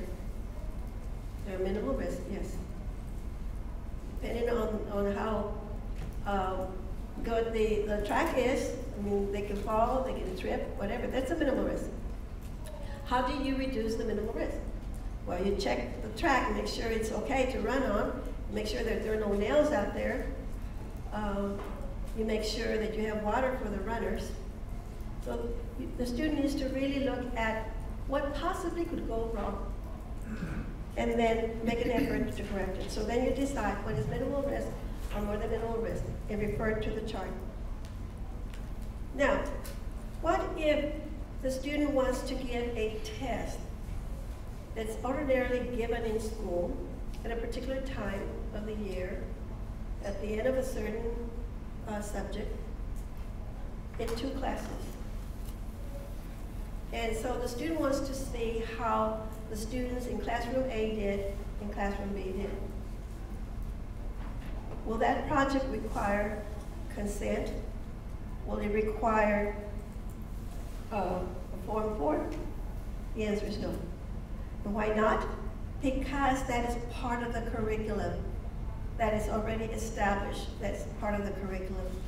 But if the student devises or designs his or her own test and administers it, yes, now it's something different. It's not part of the curriculum. Okay. Any questions? I might add with the, you mentioned submitting the survey, they have one. Also, if there are any images, pictures, things like that that are going to be shown, make sure that they also include those. And as far as songs are concerned, sometimes we'll have students who want to have other students listen to music. With today's music, be cautious about that. We always have students submit lyrics. They're easily available on the internet now. You can get the lyrics to anything. But we like to look over those and just make sure that they're not having students listening to music that's inappropriate. I'm glad you mentioned those things. As far as surveys, you really have to be very careful what kind of questions. The adult sponsor needs to read that survey and determine if there are any risk in that survey. And the student might say, well, just simple questions, just 10 questions. But what are those questions? Or those questions trigger emotional stress, bad memories, make a person feel depressed? You know, what are those questions? Would it have an impact on the student's attitude? what psychological impact will it have on the student? Surveys too. If you're going online, because nowadays you go online to do surveys, you have to be very, very careful too as to the program that is being used. Is it one where it requires parental consent? And the music, I'm glad you brought that up. Sometimes students want to see if students can do better using one type of music versus another music. Okay, they say that on the research plan. Question, what type of music? Number 2, what are the decibels? How loud is that music? Number 3, are they using a headset? Are they all sharing the headset? Is the headset being sanitized? See all these little things? It needs to, the adult sponsor needs to review that very, very carefully. I kick those back. I want to know the decibels. I want to know how close they are to the music, to the source of the music. I want to know, are they using headsets or are they using what do you call those earplugs? I want to know if they're being shared. I want to know if they're being shared or they're being sanitized. If they're not being shared, are they still being sanitized before and after? Those are things I want to know. Okay, so that has to be mentioned in the research plan also. But let's go down to continue on that second section. Again, it's asking for qualified scientists, and then written minor assent required for minor participation. Again, what is the difference between assent and consent? Assent is when the student says, oh yeah, that sounds exciting. That's great. I'm going to have fun doing this project. Yes, I want to do it. I want to do it. It's assent. Consent is where the adult gives permission for the minor to do the project, or the adult will give consent for him or her to do the project. Okay? And of course, the participant has to be told that at any point that they want to stop the participation, they can do so. John, you better continue this project because you told me you were going to do this project, and now what I'm going to do, you don't do it. No, John will tell me, Rose, you said I could quit anytime I wanted to. I'm quitting. I can't force him to. Right, Ryan? Huh? He says I keep picking on him. Any questions about that? Also be very careful on your subjects, on your participants. There are some that are very risky. If you're talking about students that are in an orphanage, students that are in foster homes, individuals that are expecting, that are pregnant, individuals that have a certain health condition, individuals that have been in jail or in prison, and yes, there are projects like that. So the adult sponsor, again, has that responsibility of looking at the risk. And then down at the bottom, towards the end, it says, it's after number 5, this is new. This is new. But I am going to still continue what we do. Like I said, the regional or the state SOCIAB can be stricter than SSP. It says, approve with expedited review. Only one signature is required instead of the 3 down at the bottom. And this is for studies that involve human participants that would only give feedback in relation to an invention. A student designs an apparatus and has somebody else try it out.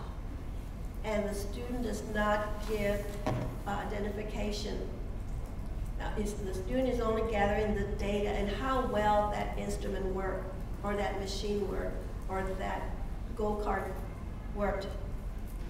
So in that case, the IRB is going to say, oh, you only need 1 of our signatures. The other one, approved with expedited review, is when the student himself or herself is the subject of the research, and there is no more than minimal risk involved. So if the student researcher says, I'm going to try this on me, I'm going to be the one testing this, that's okay. As long as it's not more than minimal risk, then the student just needs one signature. Other than that, all the others dealing with human participants need the bottom three.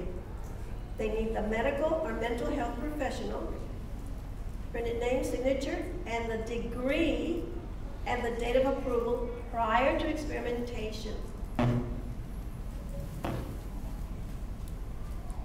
And then they also need the educator, the same thing, degree and date of approval, and the school administrator, as we said, preferably the principal or the vice principal. If the school considers the dean an administrator or considers the counselor administrator, then it needs to be noted. But again, those three are needed. I am going to still require all three. And they're going to tell me, but Rose, it says there that, I'm going to say, yes, it says that. That's what SSP says. But ARAS says this. Okay? And the reason for that, again, is safety, safety, safety. Any questions? Then you have the sample of the consent form. It's very simple. Basically, you tell the person, the participant, what is the purpose of the study? And if you participate, this is what you'll be asked to do.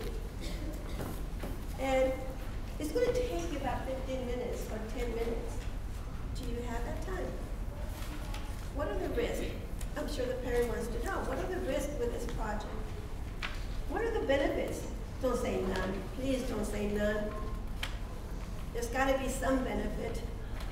Some benefits to somebody. Why do the study? And then, if you have any questions, contact the adult sponsor and then the phone and so forth. And they sign this. Now, these forms are kept in a private place, locked up, saved somewhere. The student doesn't carry them in the notebook or anybody else can see them. The notebook falls to the floor and all these forms spread out. The student doesn't show them off at the fair. Again, the Privacy Act. But you make sure, again, that the data that's being collected doesn't have any name, no way to identify the student. Okay? Any questions about that? No. Form 5A. Yes, ma'am. Rose, don't the students have to have these in an envelope for the display and safety people to, it seems to me that they have to be able to present these to the display and safety people, should they? No. No. So they don't even. Display and safety is not responsible for SRC IRB. Display and safety is responsible to see that the SRC Form 1C is displayed and the SRC Form 7 continuation project is displayed. But they do, the No. student does not have to have these in an No. envelope at their station. No. This is not display and safety, this is SRC. Display and safety has to see that the abstract is posted vertically on the display or on the table. Do they need them available for SRC at the regional level? They should have them just in case something comes up, somebody says something, and the student can be called in by the SRC or the IFB, and the student can bring those in. So you know, display doesn't need. But again, it's not really required. I mean, there's students that will do 1,000 of these. Or I'm serious. So you're not going to be carrying all these around. But again, no, this is not display and safety responsibility. We just request that the students keep their research together. And these are the papers that's going to be filed for SRC. And these are required papers specifically for display and safety. So at state, they would have a situation state they should not be showing? Yeah, I mean, very rare will we want to see 100 consents. And very rare would any of our judges would ask. Now, the other thing too, even the judges shouldn't even ask for these things. Why? Privacy.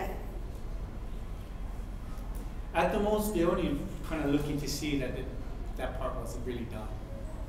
If they say they did 50, just give me 50. But they're not looking at, we don't want to see any names, we don't want to know. Right. We just want to see a blank form of what was given out to them. Okay, vertebrate animals, 5A. Again, this is needed prior to experimentation. And a lot of students like to do projects with their pets, their hamsters, their mice, the dog, the cats, and so forth. So this form will be needed. And they should not say dog. Well, give the species, the number of the animals, and describe the housing. How are they going to be kept? How are they going to be fed? What are they going to be fed? What is the size of the cage, if they're going to be in a cage? And also, what type of environment are they going to be in? And how frequently will they be fed? Now, there is a rule. Again, I'm going over these forms, but you need to keep in mind that you also need to refer to the rules. Okay? I'm just going over the forms and very briefly mention a few rules. But if a pet is losing weight, then the experiment needs to stop, and that needs to be documented. Or if a pet dies, or the animal, the subject dies, the experiment needs to stop. It cannot continue. Okay. Also,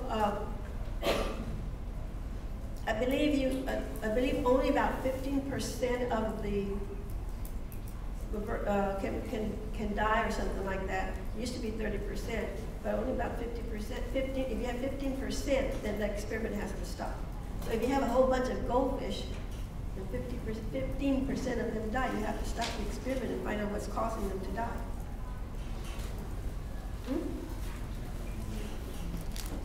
That's the mortality rate. Okay. And then what will happen to the animal after experimentation?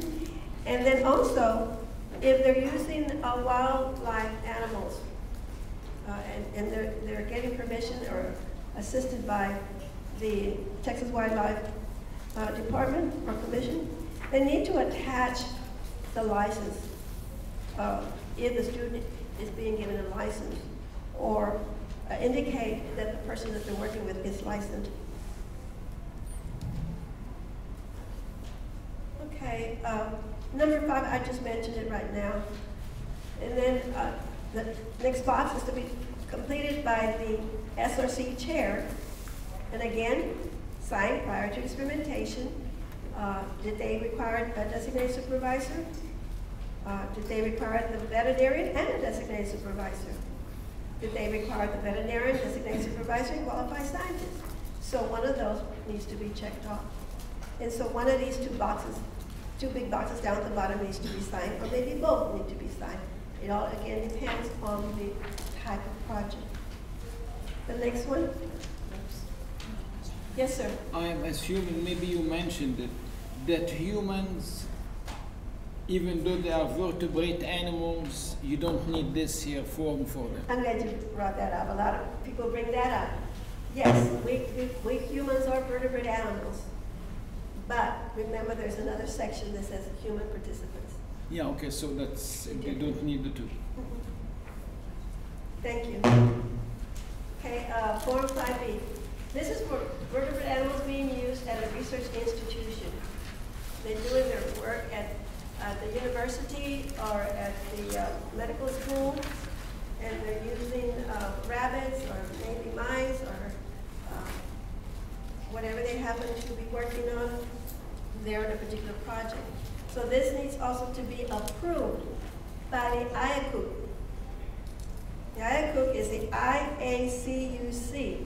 That stands for Institutional Animal Care Use Committee. And every research center and every university that conducts research has an IACUC. Some of them just have an ACUC. So that is to be, they need to approve this project. And it's probably a project that they are running. So again, number one, very simple. Number two is also very simple, but do answer it completely, especially safety precautions. Oh, going back to Form 5A, one thing I forgot. If a student's going to do a vertebrate animal project and working with pets of any sort, they will need Form 3, risk assessment. Why? Because they can get bitten, they can get scratched, the animal may be carrying some kind of disease, they have fleas, whatever, ticks, and they get on the researcher. So a risk assessment, Form 3 is needed if a Form 5A is being filled out. Okay?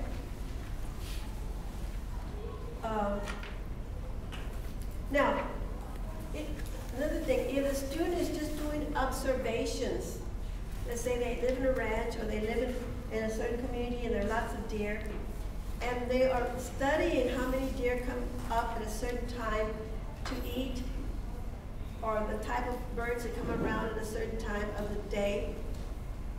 They're not doing anything to change the environment. They're not interacting with the animal. Then they don't need Form 5A. And that needs to be indicated in the research plan. If it's merely an observation, they don't need that. Okay?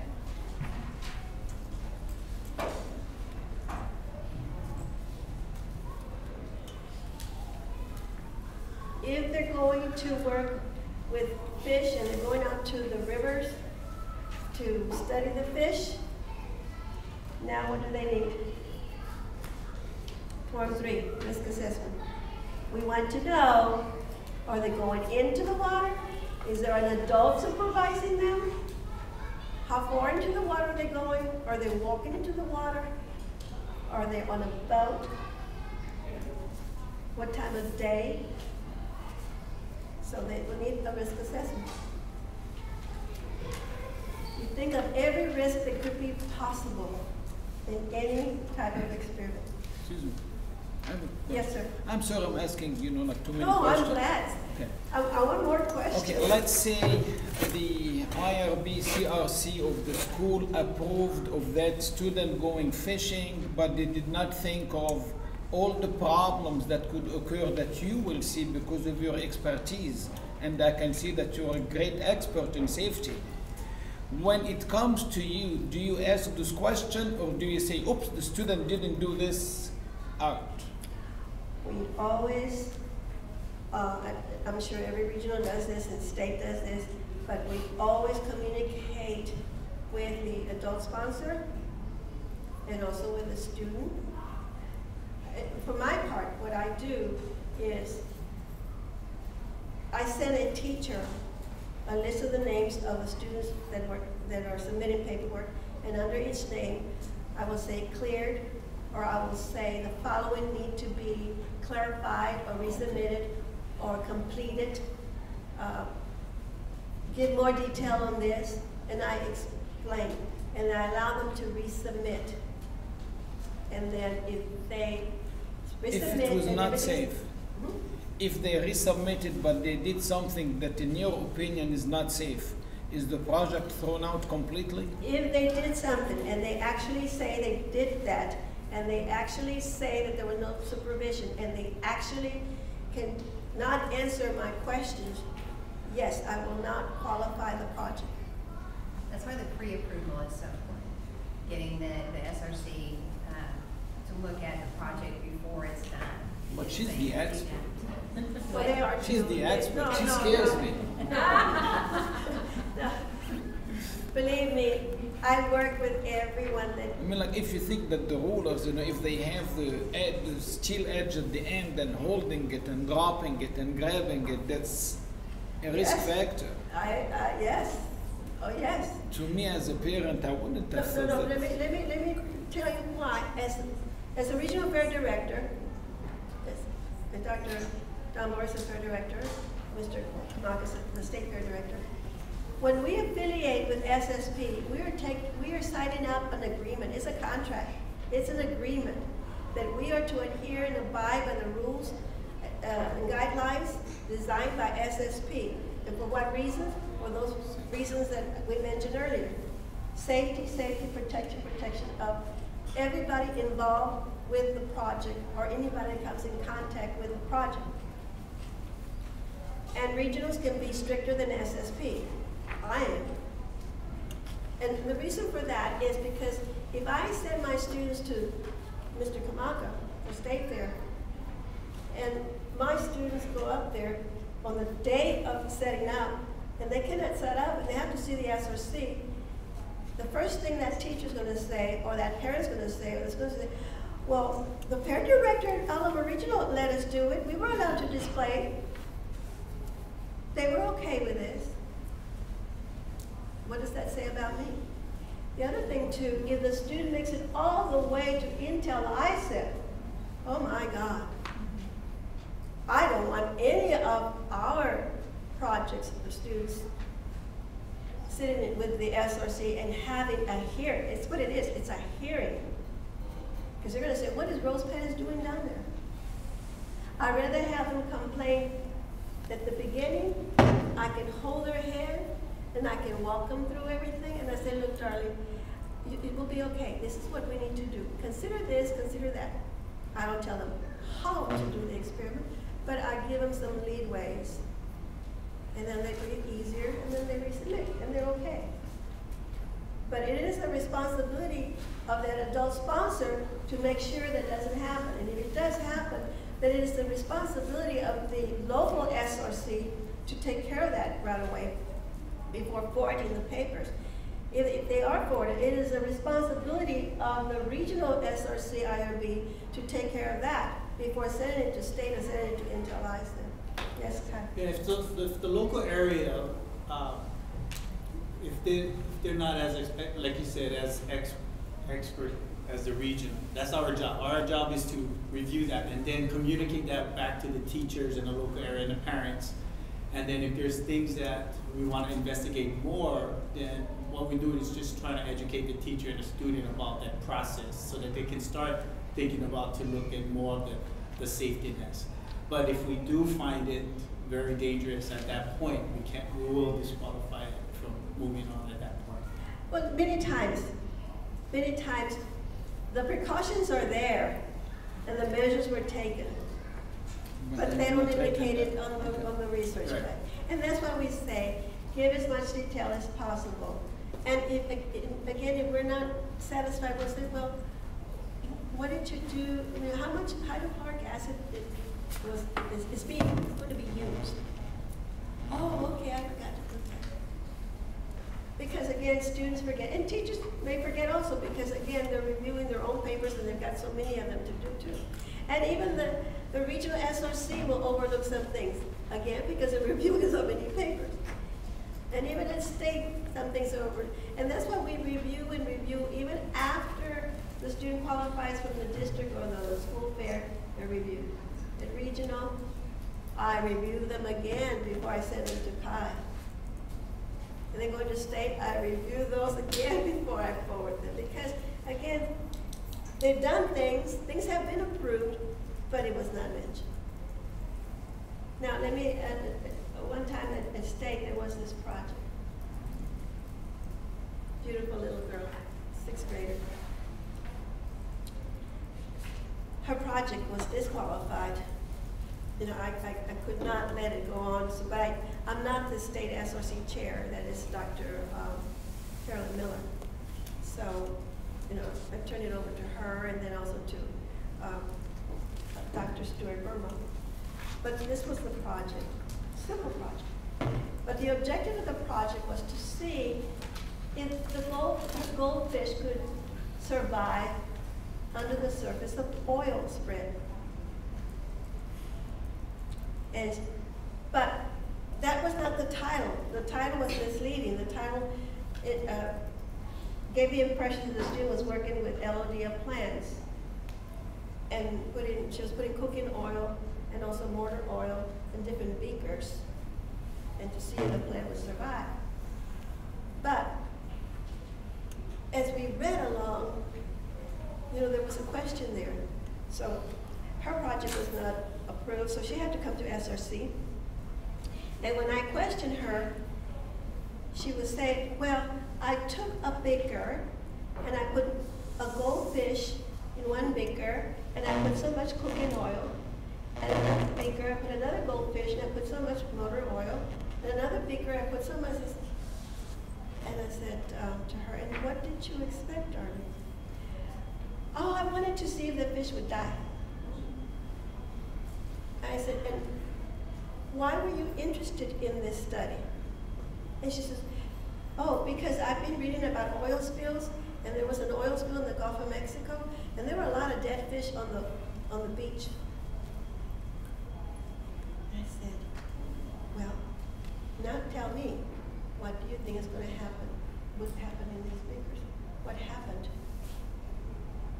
And then she said, I should have known that they would die. They died.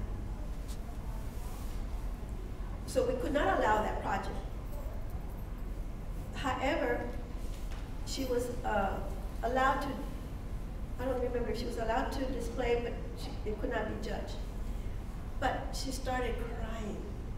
And what do you do? And there have been times when I get up from reviewing papers at the fair, and I will walk away and find myself by myself and just count to 10, and tears come down my face, and try to get grips of myself and say, okay, how am I going to do this? And I go back. The SRC-IRB really goes through a lot at all levels. And so I went back and I had to tell the little girl that it was not going to be judged. And so she started crying. And her other little friend came over and said, don't cry. And she said, but my grandmother spent so much money on my poster, and she bought me the 3 beakers. And how am I going to tell my grandma that, I couldn't compete? And the little friend said, you don't have to tell her you weren't judged. You just tell her you didn't win.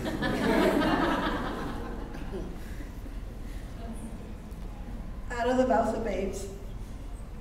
But again, these are things that we need to consider.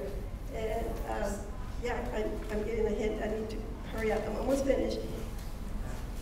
Do you want me to cover Form 6? It's very, yes? Okay.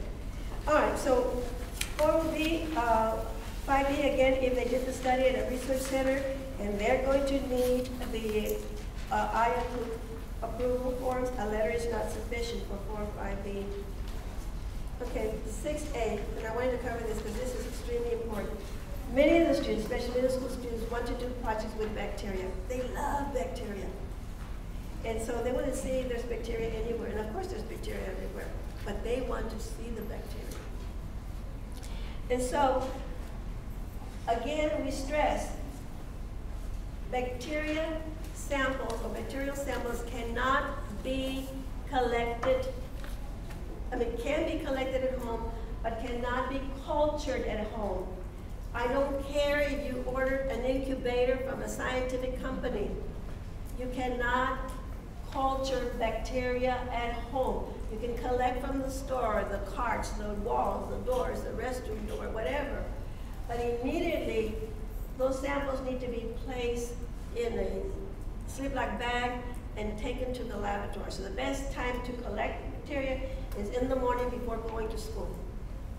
And they should be taken to school to be cultured. Now, once they are cultured and spread using the proper sterilization techniques, that petri dish needs to be sealed with plenty of tape or some kind of material, and it is not to be opened at all. And then it can be incubated. bacteria grow overnight very quickly. And the longer you leave them, the worse it gets. That Petri dish is not to be open. If that Petri dish is open, it becomes a BSL-2 study. BSL-2 means Biosafety Level 2. Biosafety Level 2 studies cannot be conducted at home nor at school. Now, what if the student ordered the bacteria? E. coli K12.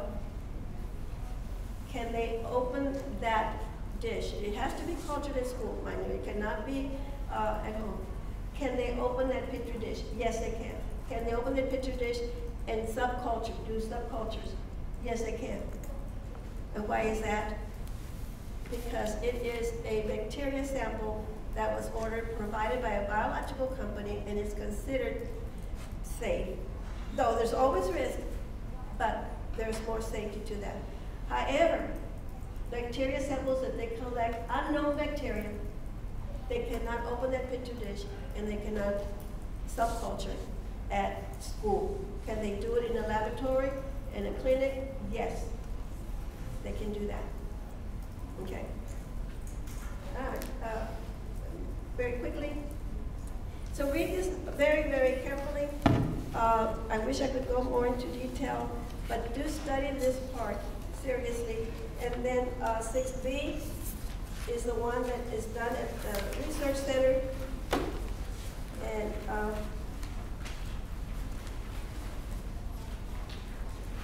that is working with tissues.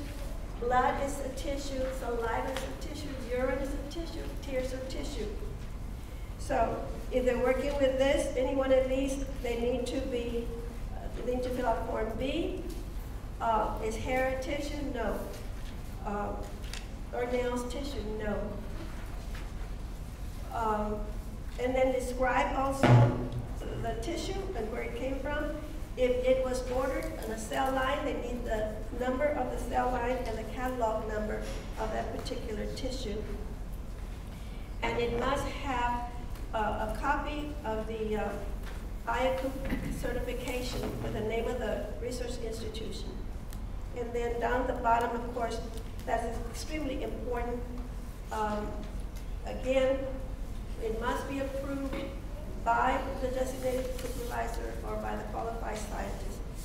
Now, what if a student wants to do a project to find out who has more bacteria? The puppy, baby Mary, Grandma Jones, or mom? What are we doing now? Well, we're taking swabs of the saliva. So what do we need? Human subjects, Form 4. Risk assessment, Form 3. Vertebrate animal, Form 5A. Potentially hazardous biological agents risks, Form 6A and 6B. Oh, Johnny, don't do that project. It's too important. Don't discourage the student. Let the student do the project, but make sure the student is following the rules and guidelines and has all those forms. And then lastly, very quickly, the continuation form. If the student is doing a continuation, they need to fill out this chart. They need to turn in last year's abstract and last year's research plan. If it's the third year, then they just need the first year's abstract. Thank you for being so patient. I'm sorry I rushed through this, and I know there's a lot more to say, but if you have any questions, you can ask me afterwards. And also, I'll be more than happy to give you my card. But then too, don't forget, you have your own SOC IRB panel, and you have Dr. Dunhan and also Dr. Dunbar, and they're going to be willing to help you because they want you to be successful with your projects. Thank you so much.